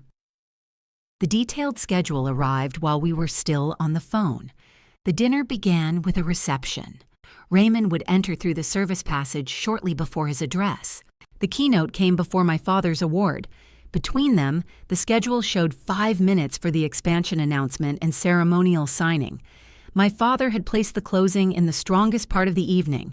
The audience would hear an Army general speak, watch a local company announce growth, and then see him receive an award. He had arranged the order before I knew there was an order. I read the participant notes. Marvin Morgan, Chief Executive. Claire Bennett, First County Bank. Alexis Morgan, owner. My name was right there. Please remove my name, I said. The coordinator sounded nervous now. I'll need to discuss changes with Mr. Morgan. You can leave the event as he requested. Remove me as a confirmed participant. I understand. I'm not asking you to take a side. I know. I'm correcting my own role. She promised to send a revision. At noon, my father called. I was in my car outside my civilian office, eating soup from a paper cup. What did you tell the council? He asked. I spoke to the event coordinator. You had no reason to contact her. My name was on the signing schedule. It's a working schedule. It listed me as confirmed. It listed the owners. By name. Because you're an owner, that doesn't make me a signer. He was breathing hard. Do you understand what you've done? I removed my name from something I didn't agree to. You made the council question whether the announcement can happen. They should question it. This is my award dinner. The award is still yours. They built the schedule around the expansion. You asked them to. Because the company is moving forward. Without my guarantee? I'm still working on that. You're working on public pressure. I'm working on keeping the deal alive. I took another spoonful of soup. It had gone lukewarm. He waited for me to argue. I didn't. What do you want? He asked. Nothing. That's not true. I corrected my name. I got what I called for. You want them to cancel the announcement. I told her I don't control the event. You want me humiliated. No, you've contacted Daniel. You questioned Mark. You spoke to the bank. Now you're calling the council. Each person had information about my role that wasn't accurate. You could have come to me. I did that first. He went silent. In the past, that silence would have pulled me toward an apology. I would have told him I understood the pressure. I would have offered to speak with the coordinator again. I finished my soup. My father finally said, "Are you still attending?" "Yes." "Why?" I accepted the invitation. "You've done everything possible to damage the evening." I separated myself from the closing. "That's part of the evening. Not for me. You don't get to divide the event into parts you support. I already did." He ended the call.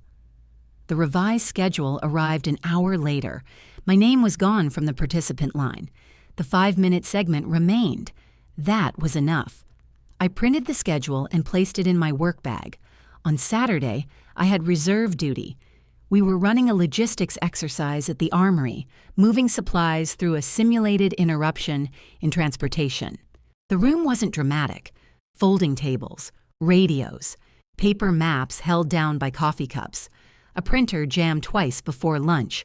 A captain brought me a revised movement plan. "We can make the delivery window if we use the alternate route," she said.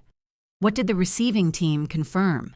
"They can hold staff until 1900. And fuel? Covered.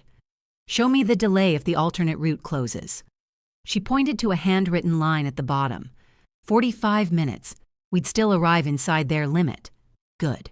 Brief the team. She nodded and moved. No one asked whether I believed in them. No one called caution disloyal. They showed me what they knew, what they didn't, and what would happen if the plan failed. At the end of the exercise, the supplies arrived within the window. The captain returned with the final sheet. "Your changes worked," I said. "Ours worked," she replied. "You made me test the second route. That was your plan. You made sure I could defend it." I signed the sheet. Driving home, I thought about the difference. At the armory, responsibility came with authority. Questions strengthened a plan. At Morgan Cold Chain, responsibility arrived by phone after something went wrong. Authority disappeared when I disagreed. I didn't need my father to explain that difference anymore. On Monday, I received a message from Claire. "I understand you have withdrawn from the ceremonial signing. I will communicate directly with Marvin regarding the bank's attendance." I called her. "I haven't withdrawn from something I agreed to." "You're right. I should have worded that differently. I'm attending the dinner as a guest. I've noted that. Is the bank still planning to bring the packet?" "Marvin has asked us to." "What have you told him?" "That required items remain outstanding. Did he ask you to contact me again? Yes. What did you say? That I had already spoken to you. Thank you. She paused. I don't want to pressure you. I appreciate that. But I do need to know whether I should prepare your final documents. You can prepare whatever the bank requires. I won't be providing personal information or a signature for the current plan. I'll make that note. I want the record to be clear. It is clear to me. That was another practical result. The bank no longer treated me as a late signature. Claire understood that my refusal was substantive. She still answered to the bank, and she still had to work with my father, but she wasn't scheduling around an agreement that didn't exist. By Tuesday, my father had stopped calling me. My mother had not. She asked whether I could meet her at the Commons for the family walkthrough. What walkthrough? They want your father to see the stage and practice the timing. I'm not part of his presentation. You're part of the family. When is it? Thursday afternoon. I agreed to meet her there. The Commons was quiet when I arrived. Workers were setting tables in the large banquet room. The stage stood at one end beneath hanging lights. Washington Street was visible through the tall windows. My mother waited near the entrance, holding a garment bag. I brought your father's suit, she said. They want to check how the jacket looks under the stage lights. That's a new one. He's nervous. He doesn't look nervous. He gets busy when he's nervous. We walked toward the stage. My father stood with the coordinator and a technician. He was holding a microphone. When I finished the expansion announcement, he said, Claire comes from the bank table. Alexis comes from the family table. We sign at the center. The coordinator saw me. Ms. Morgan is not listed as a participant now. My father lowered the microphone. I know what your email says. She kept her voice professional. We need the stage sequence to match confirmed participation. I'll confirm it before the dinner. My mother touched my arm. Let's not do this here. I looked at the coordinator. My status hasn't changed. She nodded. Then we'll plan the segment for 2 people. There are at least 2 guarantors, my father said. I mean 2 people on stage, she replied. He looked at her. Claire and me? Yes. There's no point bringing an unsigned packet on stage. The coordinator held her clipboard against her chest. That's something you'll need to settle with the bank. My father turned toward me.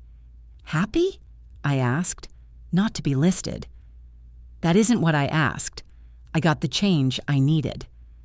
The technician studied the microphone stand. My mother stared at the empty tables. My father handed the microphone back. Fine. We'll rehearse the award. He stepped to the edge of the stage. The coordinator checked her notes.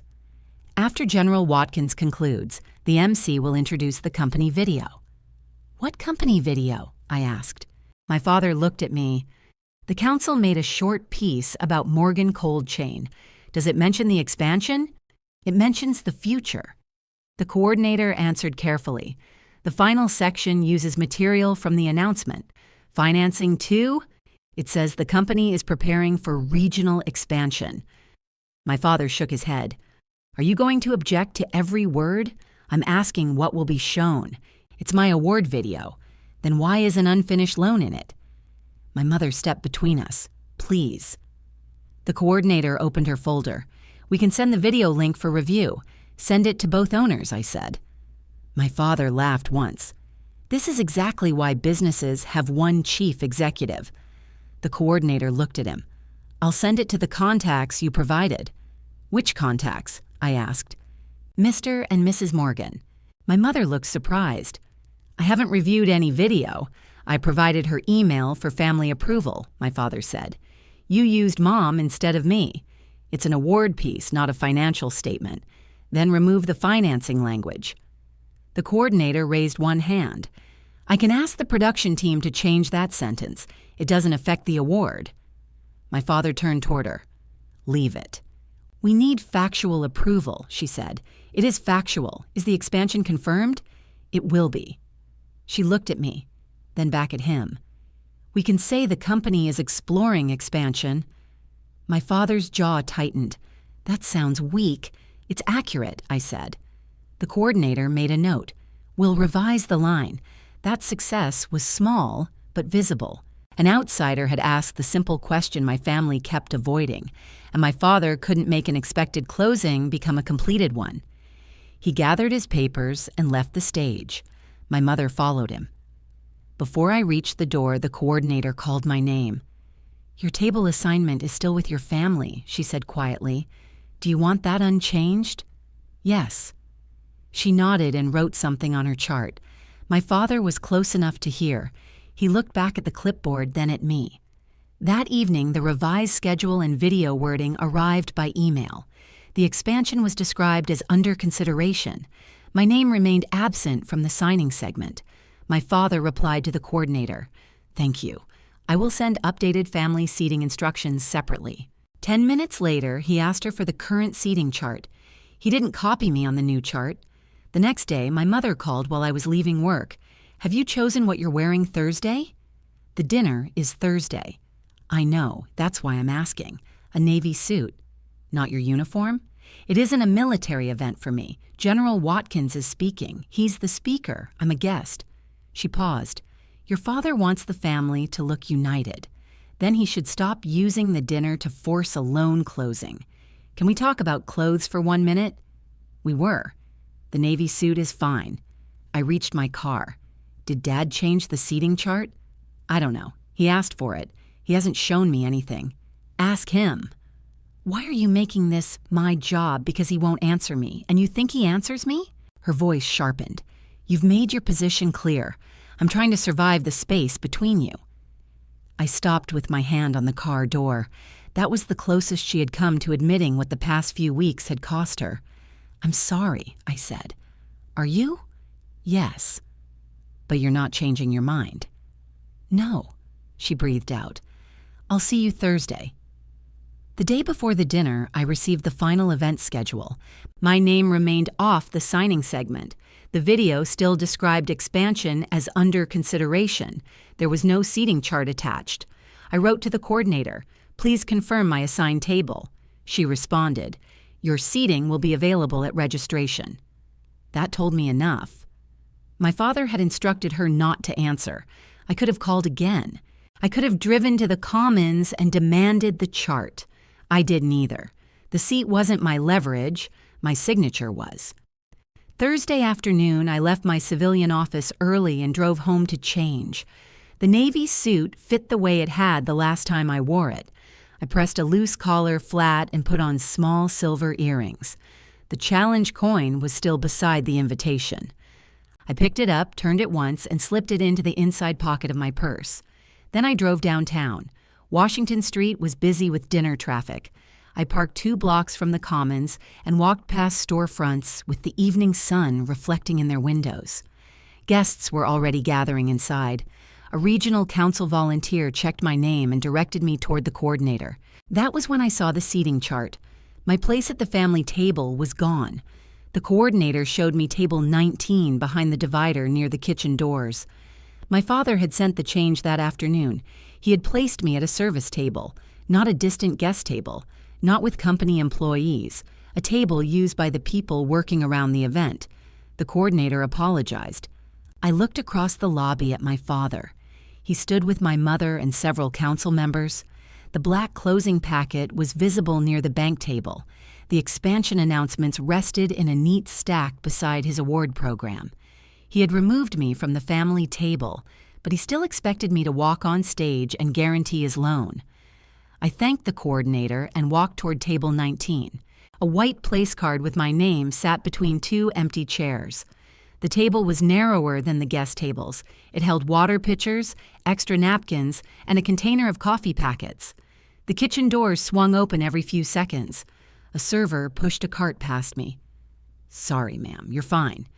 I moved my chair closer to the table. From where I sat, I could see part of the stage through a gap in the divider. I could also see table 1. My mother noticed me first. She touched my father's arm. He looked across the room. His eyes found mine. I waited. He turned back to the people around him. A council member approached my table carrying a wine glass. "Alexis, right?" "Yes, I'm George, from the Transportation Committee." We shook hands. "I thought the company family was at the front," he said. "They are. He waited for more. I picked up my water glass. I'm seated here. His eyes moved toward table 1. Oh. That one word held the entire visible problem. He asked about the warehouse video. I told him I hadn't produced it. He asked whether the expansion would add delivery routes. It's still under consideration, I said. That's not what Marvin told us. What did he tell you? That financing was wrapping up tonight. He expects that. You don't? I'm not discussing private bank terms at dinner. He nodded slowly. Of course. My answer was careful. It didn't embarrass my father. It also didn't support his claim. George returned to the reception. My mother came toward me a minute later. She kept smiling until she passed the divider. What are you doing back here? Sitting at my assigned table. This isn't where you're supposed to be. It is now. Who changed it? I looked through the gap at my father. Her smile disappeared. He didn't. The coordinator said the instructions came this afternoon. My mother pulled out the chair beside me. Stay here. I wasn't planning to move. She crossed the room quickly. I watched her stop beside my father. She spoke close to his ear. He didn't look at her. She said something else. He placed one hand against her back and guided her toward a group of arriving guests. My mother returned alone. He says the family table is full. It wasn't full at the walkthrough. He added council officers. He removed one owner. Please don't say that so loudly. The kitchen is louder than I am. A tray struck the edge of a metal cart behind us. My mother flinched. This is awful, she said. Yes, I'll switch with you. No, you sit with him. I'll stay here. That lets him pretend it was a mistake. Does that matter right now? It matters to me. Her hands twisted together. People are going to notice. They already have. I don't understand why he would do this. You do. She looked toward table 1. He said you didn't want to be part of the company presentation. I said I wouldn't sign. He's treating them as the same thing. He has been from the start. My mother lowered herself into the chair. For a moment, she looked older than 66. Not weak, just worn down. He told me this morning that you were trying to take control of the company. I don't want his job. He says you questioned him in front of employees. I asked for records. He says the bank is worried because of you. The bank is worried because a required guarantor refused. She covered her mouth with one hand. Don't say that here. No one heard me. I heard you. A server approached with a tray of water glasses. Excuse me, he said. My mother stood. I need to go back before someone asks. Go. She touched my shoulder. Don't leave. I'm staying. Promise? I came for the dinner. She returned to the front. My father continued greeting people. He looked relaxed again. My mother took her seat beside his empty chair. Employees from the warehouse arrived and filled 2 tables near the middle. Mark saw me behind the divider. He frowned. I gave him a small nod. He started toward me, but my father caught his attention and introduced him to a board member. Mark remained there. The coordinator approached with her clipboard. I want to apologize again, she said. You followed the seating instructions.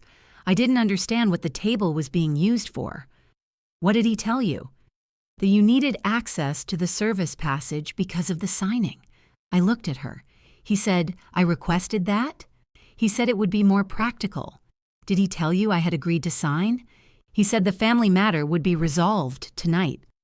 She looked embarrassed. I should have checked with you before accepting the change. You did check about the stage. Yes. Keep the chart as it is. She blinked. You don't want me to move you? No. There may be an open chair at one of the company tables. I'll stay where he placed me. She nodded. I'll keep the original seating record with the event file. That's fine. I wasn't building a case about a chair. I didn't need proof that my father was being cruel. I needed him to own the choice while it was still visible. The reception lights dimmed once, signaling guests to sit. My father finally walked toward me. He stopped behind the divider, still wearing his public smile. You spoke to the coordinator again, he said. She spoke to me. You're making her uncomfortable. You told her I needed service access for the signing. It was the simplest arrangement. You removed me from the family table. You removed yourself from the family presentation. I'm attending your award dinner. You're attending to make a point. What point am I making from behind a kitchen door?" His smile disappeared. "You could have made this easy. I asked for a smaller plan. You asked me to abandon a year of work. I refused to risk my personal assets." He glanced toward the banquet room. "We have a few minutes before dinner starts." "I know. Claire is here. I saw the packet." "Go speak with her." "About what?" "Tell her you're ready to complete the statement." "No. If you do that, I'll put your place card back at table 1. I looked at him. The offer was so plain that neither of us could pretend anymore. My place beside my parents had a signature price. "You should go greet your guests," I said. His face hardened. "When this falls apart, don't expect me to hide why." "I don't. People will know you stopped it. They can know I didn't guarantee it. You're willing to let me stand on that stage with nothing?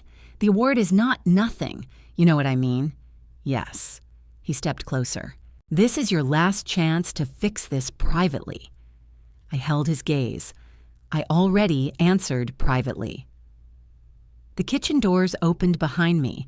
Warm air and the smell of roasted chicken moved through the divider. My father straightened his jacket. "Then stay here." He returned to table 1. I sat down at the service table and placed my purse under my chair. The challenge coin rested inside it. The unsigned guarantee was still waiting in Claire's black packet. I could leave and save myself the public part. I could sign and recover my seat. I could ask my mother to switch and help everyone pretend. Instead, I unfolded my napkin and placed it across my lap. The room quieted for the welcome. I stayed where my father had put me, and I accepted what my answer was about to cost. The MC welcomed everyone and asked us to stand for the invocation. From table 19, I could see my father bow his head. My mother kept one hand on the tablecloth beside him. After the prayer, servers moved through the room with salads. The kitchen doors opened and closed behind me. Every time they swung wide, light from the service passage crossed my chair. The coordinator stopped beside me. "Claire would like to speak with you before the keynote." "Where is she?" "Near the bank table." I found Claire waiting beside a tall window. She carried the black packet against her chest. "Thank you for coming over," she said. "Did Marvin ask you to speak with me?" "He told me you might be ready to resolve the guarantee." "I'm not." Her expression didn't change. I wanted to hear that directly. "You already did." "I know." He said there had been further family discussion. "There hasn't." She glanced toward table 1. "He told me the seating issue meant you were still deciding how to participate. The seating issue means he moved my chair." "I see." "No, you probably don't." "I probably don't," she agreed. That answer lowered some of the pressure in my shoulders. I pointed toward a quieter corridor near the code area. "Can we speak there?" She followed me. We stood beside a display case filled with event programs. The banquet room was still visible, but no one could hear us over the dinner noise. "I want to confirm the bank's position," I said. "All right, does the loan require every qualifying owner to sign a personal guarantee?" "Yes." "Including me?" "Yes." "Can the bank close without my signature?" "Not under this approval." "Can Marvin pledge something else instead?" "Not without a new review and a different approval structure." "Can the condition be waived tonight?" "No." Her answers were direct. No family language, no optimism. "What is the actual deadline?" I asked. "The approval expires at midnight." "Tonight?" "Yes." "And if I don't sign?" "The loan remains unfunded. The approval expires." "No extension?" "None has been authorized." "Has Marvin requested one?" "Yes." What was the answer? "No." I looked at the packet. "So there is no exception." "Not under the current approval. That removed the last uncertainty." My father couldn't close around me. He couldn't promise the bank another page later. He couldn't use the dinner as evidence that the owners were aligned. The condition was simple. I had to give the bank an unconditional personal guarantee by midnight, or the money did not move. "Does he know all of that?" I asked. I explained it this afternoon, before he changed my seat. I don't know when the seating changed. Before the dinner? Yes. Claire shifted the packet to her other arm. I also told him a ceremonial signing wasn't appropriate unless all parties had consented. What did he say? That his family would not embarrass him at his own award dinner. I looked through the doorway. My father was laughing with the council president. He held his fork in one hand and touched the man's shoulder with the other. Did you tell him I had refused? Yes. What did he say? That I didn't understand how your family makes decisions. A server passed us carrying an empty tray. Claire waited until he was gone. I can leave now, she said. That's your decision. If I leave before the scheduled segment, it may prevent a public scene. It may. Do you want me to? I thought about it. If Claire left, my father would blame the bank. He could tell the room there had been a paperwork delay. He could keep saying the financing was approved and the family matter would be resolved later. That would protect the evening. It would also preserve the lie. I'm not asking you to create a scene, I said. I wouldn't, and I'm not asking you to stay for one. I understand. Follow the bank's normal process. We would remain available until the deadline. Then do that. If he asks for the packet on stage, bring it if you believe that's appropriate. I don't. Then don't. She nodded. I'll keep it with me. If he publicly requests the closing, I'll state the condition if necessary. Only the condition. Of course. I don't want his financial details discussed. I wouldn't discuss them. His award is separate. The bank has no position on the award. Good. Claire looked toward the ballroom. For what it's worth, refusing a guarantee is not the same as causing a loan to fail. It will feel the same to him. That's a family matter. Yes. She returned to the bank table. I went back to table 19. My salad had been cleared untouched. A plate of chicken, potatoes, and green beans sat in front of my chair. Mark appeared beside the divider. Can I sit for a minute? I nodded toward the empty chair. He sat but kept his body turned toward the room as if he might need to leave quickly. People are asking about the warehouse, he said. What are you telling them? That I don't know. Keep saying that. Your dad told the drivers the new building would mean more routes. That was his announcement. He said it was happening. I know. Mark rubbed one thumb across the edge of his napkin. George from the council asked me whether the regional account was confirmed. What did you say? That sales questions go through Marvin. Good. I could tell him what the customer said. No. He thinks the loan is closing tonight. That's between the owners and the bank. You have the contact notes. I'm not using them here. Mark looked confused. Why not? Because my father earned the award for work he already did. The customer timeline has nothing to do with that. He's using the award to promote the expansion. That's his choice. So you're just going to let him? I'm not signing. I mean the video. The announcement. All of it. The video says expansion is under consideration, only because you made them change it. I corrected one sentence. You could correct the rest. In front of everyone? If that's what it takes. I looked toward my father. He had spent decades building the company. The current warehouse was stable. The drivers had work. Customers had deliveries scheduled for the next morning. The expansion plan was unsound. That didn't make his entire career false. No, I said. Don't tell George anything. Why are you protecting him? I'm protecting the line between the award and the loan. He didn't. I still can. Mark sat back. If he calls you up there, what will you do? Answer him. Are you sure? Yes. He stood. I don't think I could sit back here all night. That's why he put me here. Mark looked toward table 1. Then he returned to the employee table without saying anything else. I ate a few bites of chicken. It was dry around the edges, but still warm. The first course plates were being cleared when my mother came through the divider again. She sat without asking. Your father says Claire spoke to you.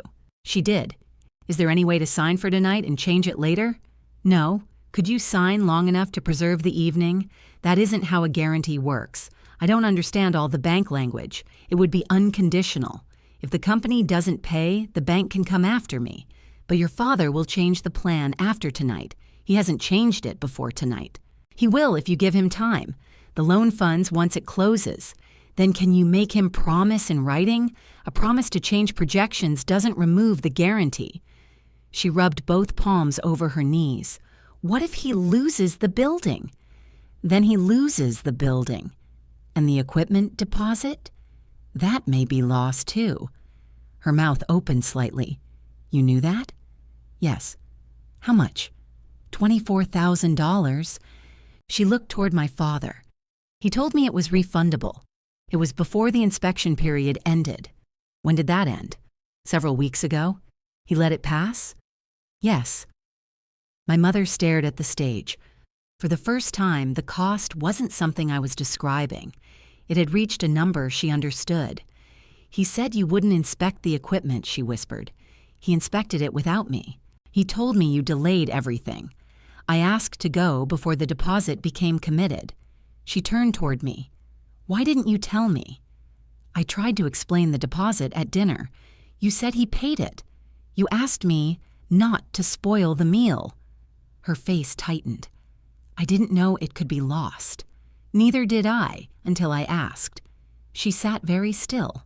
On stage, the MC announced that the keynote would begin after dessert. My mother looked at the black packet near Claire's chair. If you don't sign tonight, there's no loan. That's what the bank confirmed. Could they give him more time? No. He knows? Yes. Her eyes closed for a moment. He's going to ask you in front of everyone. I know. You could leave.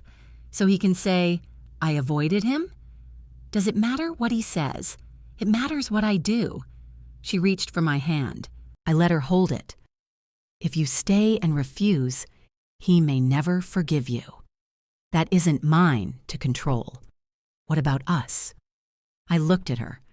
She was asking whether my relationship with her could survive my answer to him. I'm not leaving you, I said. It may feel like it. I know. She released my hand.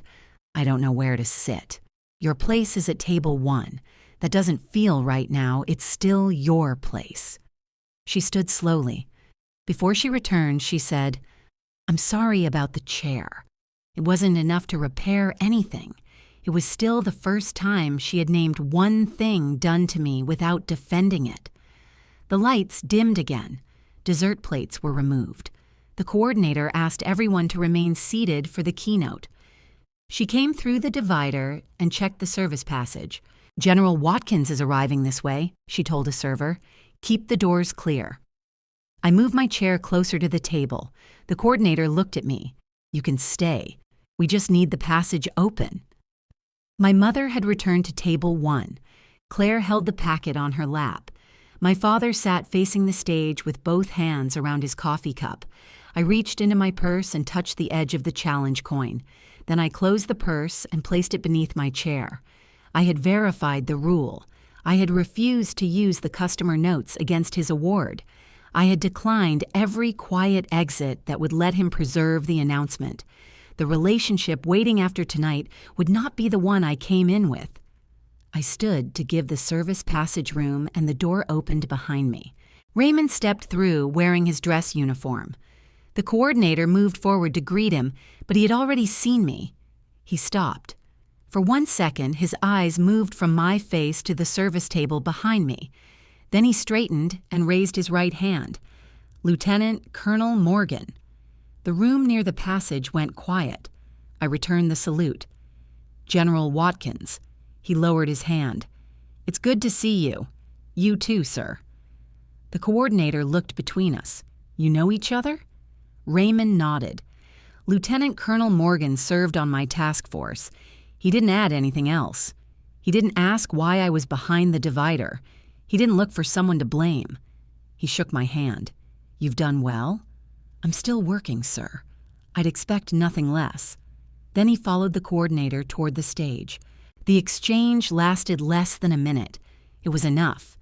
Guests near the back had turned in their chairs. Mark was standing beside the employee table. George from the council stared at my place card, then toward table 1. My father had risen halfway from his seat.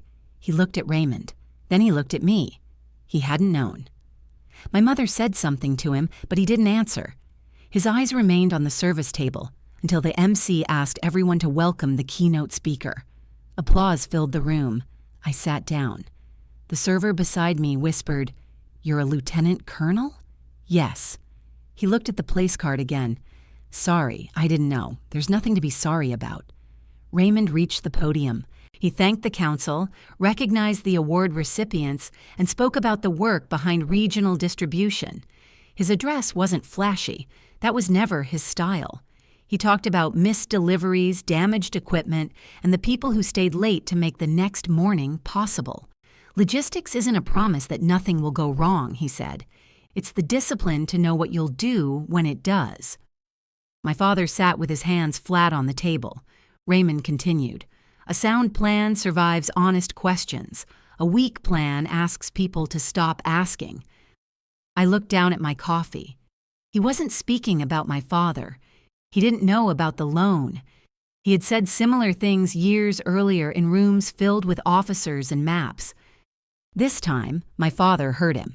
When Raymond finished, the room stood. I stood with everyone else. He stepped away from the podium and accepted the council president's thanks. As he moved toward his chair on stage, he looked once toward the service passage. He gave me a small nod. I returned it. The company video began. Morgan Cold Chain's first truck appeared on the screen. Then came photographs of the warehouse, drivers, loading docks, and winter deliveries. My father's voice played beneath the images, talking about service and reliability. The final scene showed the warehouse drawing. The narrator said the company was exploring regional expansion, not completing it, not financing it, exploring. My father watched the screen without expression. When the lights came up, the MC approached the microphone. We'll now recognize Marvin Morgan for his long contribution to regional logistics. My father stood. Before the MC could continue, he raised one hand. May I say something first? The MC looked at the coordinator. She hesitated, then nodded. My father walked onto the stage. He accepted the microphone and faced the room. Thank you, he said. Before the award, I want to share one company update. The coordinator moved toward the side stairs. My father continued before she reached him. Morgan Cold Chain has received approval for its expansion financing. Claire remained seated at the bank table. The room applauded lightly. My father smiled. We have one final family signature to complete. The applause stopped. He looked directly toward the service table. My daughter, Alexis, is here tonight. Heads turned. The divider no longer hid anything. My father extended his hand toward me. Alexis, come join us. For a moment, no one moved. My mother covered the base of her water glass with both hands. Mark stared at the stage. Claire held the black packet closed against her lap. Raymond looked from my father to me. His expression didn't change. He still had no idea what this was. I stood. The walk from table 19 to the stage wasn't far. It only felt far because every person in the room watched me cross it. My father kept smiling. When I reached the stairs, the coordinator whispered, "Do you want the microphone?" No. I climbed onto the stage. My father placed one arm around my shoulders. The gesture was for the room. Most of you just saw that my daughter and General Watkins served together, he said. Our family has always believed in service. That used the recognition exactly as I knew he would. He turned toward Claire. Claire, would you bring the closing packet? She didn't stand. The closing conditions have not been completed, she said. My father's arm tightened across my shoulders. That's why Alexis is here. He spoke into the microphone again. We're going to finish the last item together. A few people clapped. He handed the microphone to the MC and leaned close to me. Sign it, he whispered. We'll deal with everything tomorrow. No. His smile held. Not here. You brought me here. He turned toward Claire. Please bring the packet. Claire stood slowly. She carried it to the stage but did not open it. My father reached for the folder. She kept both hands on it. Mr. Morgan, Miss Morgan has not provided the required personal financial statement or agreed to the guarantee. She's agreeing now. He looked at me. Aren't you? The microphone was still in the MC's hand. My father took it back. He held it toward me. Tell her. I looked at the black packet. A yellow tab marked the guarantee page inside. I had seen the same tab in his office weeks earlier. My father believed the stage would change my answer. My mother believed I might protect the evening. The bank needed one thing from me. Nothing else in that room could replace it. I took the microphone. I will not place my personal assets behind projections I have already rejected. That was all I said. No speech about my office. No mention of Table 19. No customer notes. No equipment deposit. No years of unpaid work. I handed the microphone back. My father stared at me. Someone near the middle of the room moved a chair. The scrape against the floor sounded louder than it should have. My father leaned toward me.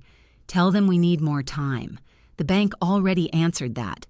You're doing this on purpose. I answered before tonight. He turned to Claire. We can close with my guarantee. Claire's voice remained even. The approval requires guarantees from all qualifying owners. I'm the chief executive. Yes, sir. I founded the company, I understand, then funded against my assets. That is not the approved structure. Call your manager. My manager reviewed the condition this afternoon. My father looked at the room, then back at her. What if we sign everything else tonight? The loan remains unfunded without Ms. Morgan's guarantee. When does the approval expire? At midnight. Extend it. We cannot extend it tonight. You brought the packet. At your request. My father's hand closed around the microphone. Claire opened the packet to the signature section. My father's guarantee was there. Mine was blank. She showed him the empty line without turning it toward the audience. This signature is required, she said. He looked at me. I didn't move. Claire closed the packet. The sound was soft. It still ended the loan. I'll notify the bank that the closing did not occur, she said. The funds will not be released. My father lowered the microphone. You can't leave in the middle of the program. My function here was the closing. She stepped down from the stage. The coordinator met her at the bottom. They spoke briefly. Claire collected her coat and walked toward the Washington Street doors with the packet under her arm. No one stopped her. My father remained beside me. His expansion announcement was still folded inside his jacket pocket. I could see the edge of the glossy paper. The coordinator climbed onto the stage and spoke quietly to the MC. He took the microphone. We'll move directly to tonight's award presentation. That removed the expansion segment. My father turned toward him. I haven't finished.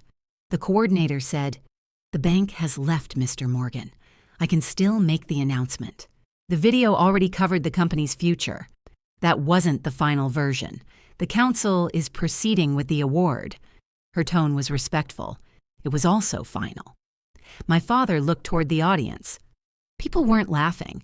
No one applauded my refusal. Most looked uncomfortable. That mattered. This wasn't a victory parade. It was a business condition failing in public because my father had chosen a public closing. The MC asked me to step aside for the presentation. I moved toward the stage stairs. Raymond stood as I passed him. He said quietly, Everything all right? A business disagreement, sir? He studied my face. Do you need anything? No, sir. He nodded once and sat down. He didn't intervene. He didn't ask my father a question. He had recognized me. That was all. I returned to Table 19. The council president read the award citation. It described my father's years of service, the difficult winters, the regional deliveries, and the jobs his company had maintained. Every word concerned work he had already done. My father walked to the center of the stage and accepted the plaque. The applause began slowly, then filled the room. I clapped too. My mother watched me from Table 1. My father held the plaque against his chest. His prepared speech was in his pocket beside the expansion announcement. He removed neither. Thank you, he said into the microphone. This company has been my life. He looked toward the employee tables. I appreciate everyone who helped build it." Then he stepped away. The award remained his. The announcement did not. When he returned to table 1, the chair beside my mother was empty. One council officer had moved to speak with another guest. My father could have asked me to join them. He sat down without looking back. At table 19, the kitchen staff began collecting unused glasses. The bank table stood empty near the windows. Claire was gone. The unsigned packet had left with her. The money was not coming. The dinner ended 20 minutes later. People approached my father with congratulations. They shook his hand, touched the plaque, and avoided mentioning the bank. A few people spoke to me. Most said, "Good evening," or "It was nice meeting you." No one asked what had happened. Mark stopped near the divider before he left. "Do you need a ride?" I drove. "Okay." He looked toward table 1. "Tomorrow's schedule is covered." "Good. We'll be fine." "I know." That was all we needed to say. Raymond came through the room after most guests had gone. He was carrying his uniform cap beneath one arm. "I didn't expect to see you tonight," he said. "I didn't expect the service entrance." He glanced at table 19. I noticed. I waited for a question. He didn't ask one. "You handled yourself well," he said. "Thank you, sir." "Still in Columbus?" "Yes." "We should catch up sometime." "I'd like that." He shook my hand and left through the front doors. He never mentioned my father. He never offered to call anyone. He recognized my work and stayed out of a dispute he didn't understand. My mother found me near the coat area. My father was standing outside with the plaque under his arm. "He wants to leave," she said. "Then you should go." "Are you coming?" "I have my car." She looked at the empty bank table. I should have stopped him. "Could you have?" I could have refused to help. That was different from saying she couldn't control him. "What did you help with?" I asked. "The guest list, the announcements, his speech. Did you know my name was on the signing schedule?" "Not until the walkthrough." "And the seating?" "No." I believed her. She pulled her coat closed. "I kept telling you to make the evening easier." "Yes." "I'm sorry." I nodded. The apology didn't put my chair back. It didn't erase the calls or the pressure. Still, she had said what she had done. My father opened the outer door. "Sharon." She looked toward him. Then she turned back to me. "I'm not going to ask you to fix this. Thank you." She walked outside. My father held the door for her. Before it closed, he looked at me. "You got what you wanted," he said. "The loan failed." "I know. You made sure everyone knew. You called me to the stage."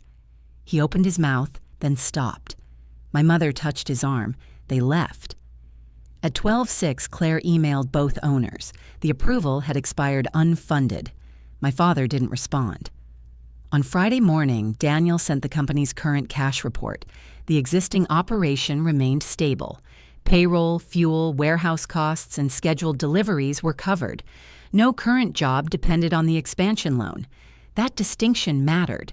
The loan failure cost the expansion. It didn't destroy the company. At 9, my father emailed me. "Owner meeting Monday at 8. I replied, "I'll attend." When I arrived Monday, my old office door was open. The boxes were gone, but I didn't enter. My father sat in the conference room with the award plaque on the cabinet behind him. Daniel joined by speakerphone. A copy of the unsigned guarantee lay on the table, not the bank's original packet. Claire still had that. My father tapped the paper. "The warehouse seller terminated the agreement this morning." I sat across from him. "Did they refuse an extension?" "They have another buyer. What about the equipment?" "The seller is keeping the deposit, all $24,000? "Yes." His voice was flat. Daniel spoke through the phone. "I'm sorry, Marvin." My father ignored him. He looked at me. "Are you? Am I what?" I'm sorry money was lost, but not sorry you refused." "No." He pushed the guarantee toward me. One signature would have preserved both deals. It also would have obligated me to the full loan. You keep hiding behind that sentence. I'm sitting in front of you. The bank approved $850,000. They believed we could repay it under a condition. A condition you used to stop me. A condition you asked me to accept. My father stood. You knew exactly what would happen. Yes, and you let it happen. I told you before the announcements, before the dinner, and before you called me on stage. You could have changed your mind. So could you. He walked to the window. You embarrassed me in front of the entire region. You put the closing in front of the entire region. You could have said, we needed more time. The approval expired at midnight. They didn't have to announce that. Claire answered your questions. You brought her into it. You invited her. Daniel remained silent on the phone. My father turned toward the speaker. Do you have anything to say? Daniel cleared his throat. The approval required Alexis's guarantee. I know what it required. The current company remains financially stable without the expansion. That wasn't my question. I'm trying to clarify the practical consequence. The practical consequence is we lost a building and $24,000. The company didn't lose the deposit, I said. You funded it personally. My father looked at me. That's supposed to make me feel better? No. It means current operations didn't take the loss. He sat down again. For several seconds, nobody spoke. Then he said, the regional customer delayed its budget review. Until when? They don't know. That was the first crack in his version of the plan. What happened to the early decision? I asked. He rubbed one hand over the table. They never promised one. I know. I thought we could move them. I know that too. His eyes lifted.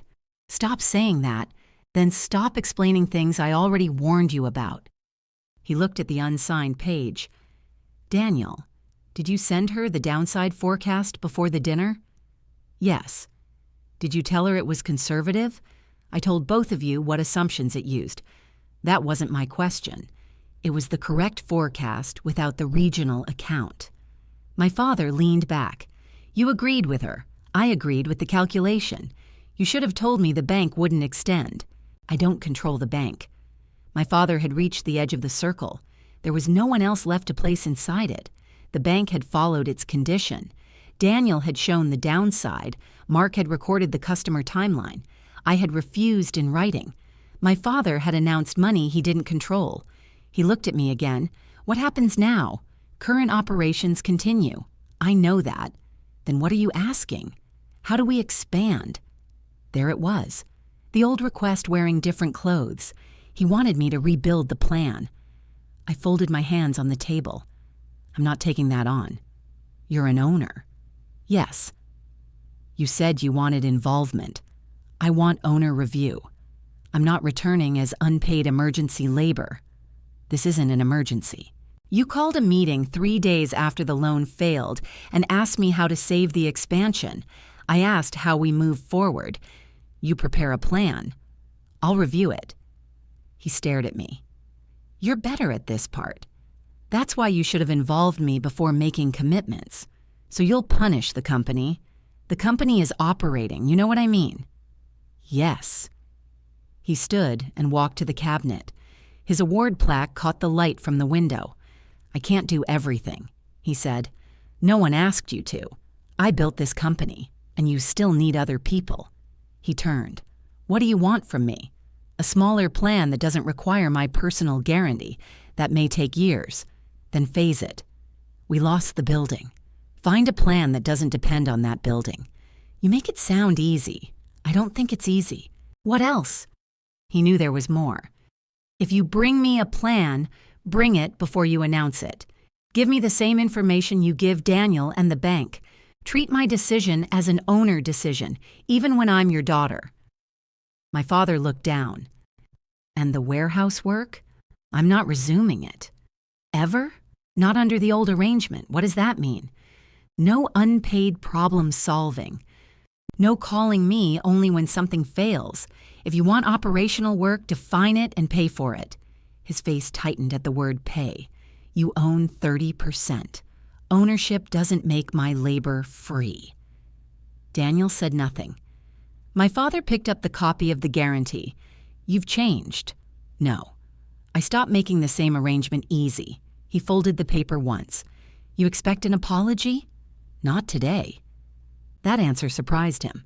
I don't want words while you're still looking for someone else to blame. He placed the folded page inside his folder. What do you want me to do, beg? No. Then what? Sit with what happened. Decide whether you want another plan or another person to blame. The meeting ended without a handshake. Daniel disconnected.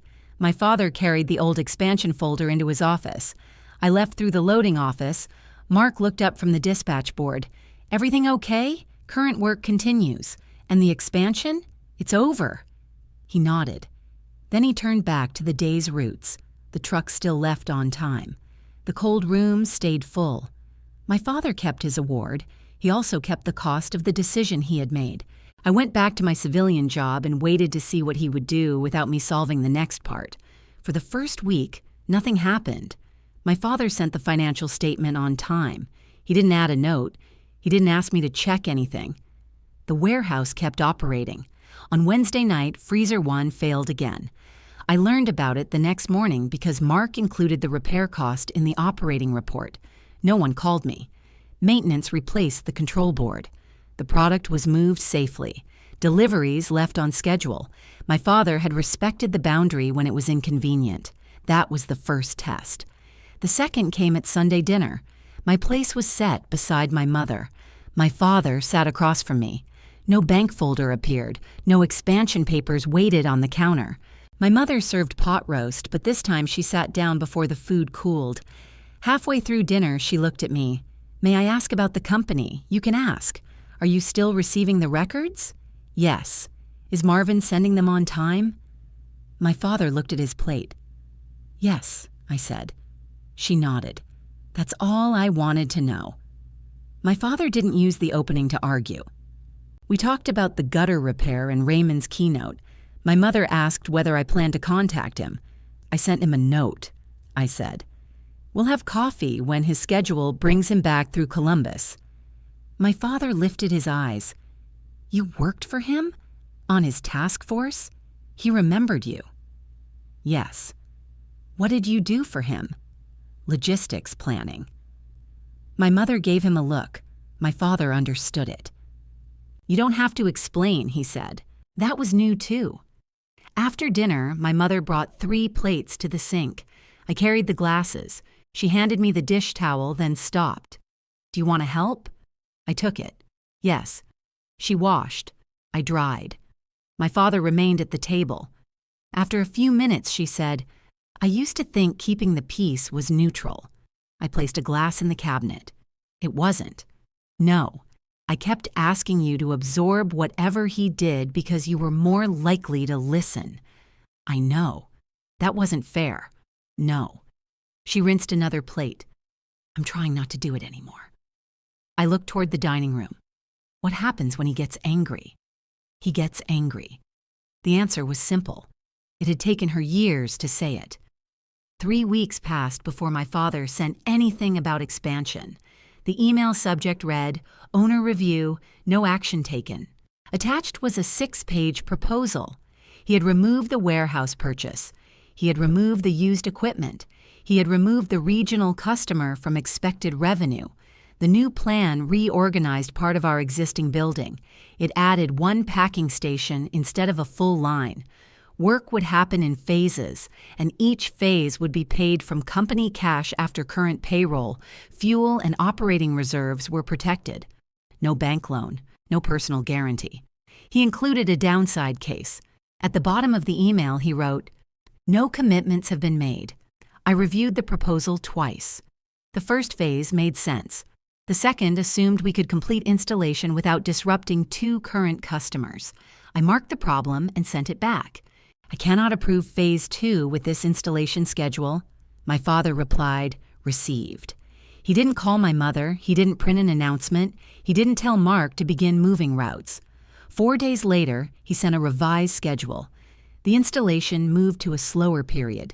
Temporary storage costs were included.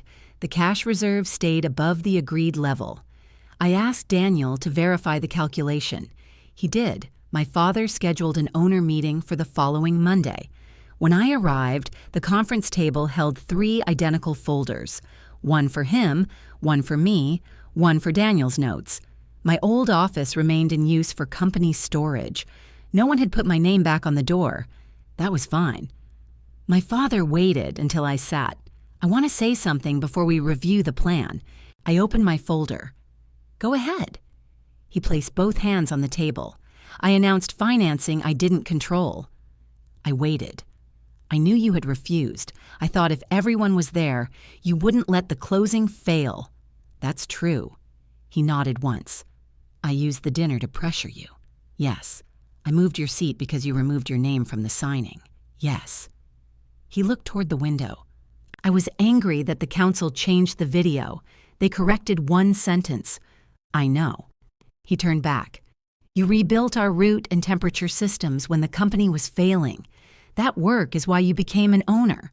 It was the first time he had stated the fact without adding that he had given me something. You should have been included before I applied for the loan, he said. You should have been given the same information Daniel had. Yes. I'm sorry. The apology came after the building was gone, after the deposit was lost, after the packet had closed. He wasn't using words to avoid the consequence. That made them worth hearing. I accept that you said it, I told him. His eyebrows drew together. That's not the same as forgiving me. No. Do you think you ever will? I don't know. He sat with that answer. I pointed to the proposal. Are you ready to review this? Yes. We spent an hour on the phased plan. My father answered each question. When he didn't know something, he said so. He wrote down 2 items for Daniel instead of guessing. At the end, he asked, Do you approve Phase 1? In my capacity as an owner, yes. And Phase 2? Only after Phase 1 meets the cash target. That's what the proposal says. I'm confirming it. He almost smiled. Fine. I signed the owner approval page. It authorized the smaller plan. It did not guarantee debt, because there was no debt to guarantee. My father signed beneath me. Before I left, he said, the company could use help setting up the packing schedule. I'm not doing that unpaid. I know. He handed me a separate page. It described a short consulting assignment with a fixed fee, specific hours, and a finish date. I read it. You prepared this before asking me? Yes. What if I say no? I'll find someone else. That was the right answer. I accepted the assignment. Working at the warehouse felt different with a written role. Mark brought me scheduling questions during the agreed hours. My father did not hand me freezer alarms on the way out. When the assignment ended, so did the work. No one treated that as abandonment. The first phase finished under budget. My father sent the result to both owners before discussing the second phase with anyone else. At the next Sunday dinner, he asked whether I wanted coffee. Yes. He poured it and placed the mug beside me. He didn't ask me to look at a report. If this story moved you, subscribe and let me know where you are watching from. A month later, Claire returned the borrower copy of the expired closing packet. The bank kept its formal records, but the company no longer needed the paper set. My father brought it to our next owner meeting. Do you want this? He asked. The yellow tab still marked the blank signature line. Yes. He handed it to me without comment. I took it home. My mother still tried to smooth things over sometimes. My father still became impatient when questions slowed him down. I still had to stop myself from answering warehouse calls that weren't mine. Nothing became perfect. The difference was visible in what happened next. My father sent plans before commitments. My mother asked instead of carrying messages. I worked under defined terms. When I said no, the conversation continued without my chair disappearing. I placed the packet in my home office. The warehouse photograph remained on the desk. My ownership folder stood on the shelf above it. I took the challenge coin from my purse and set it down. On my office shelf, my Army challenge coin rested beside the closed, unsigned guarantee packet.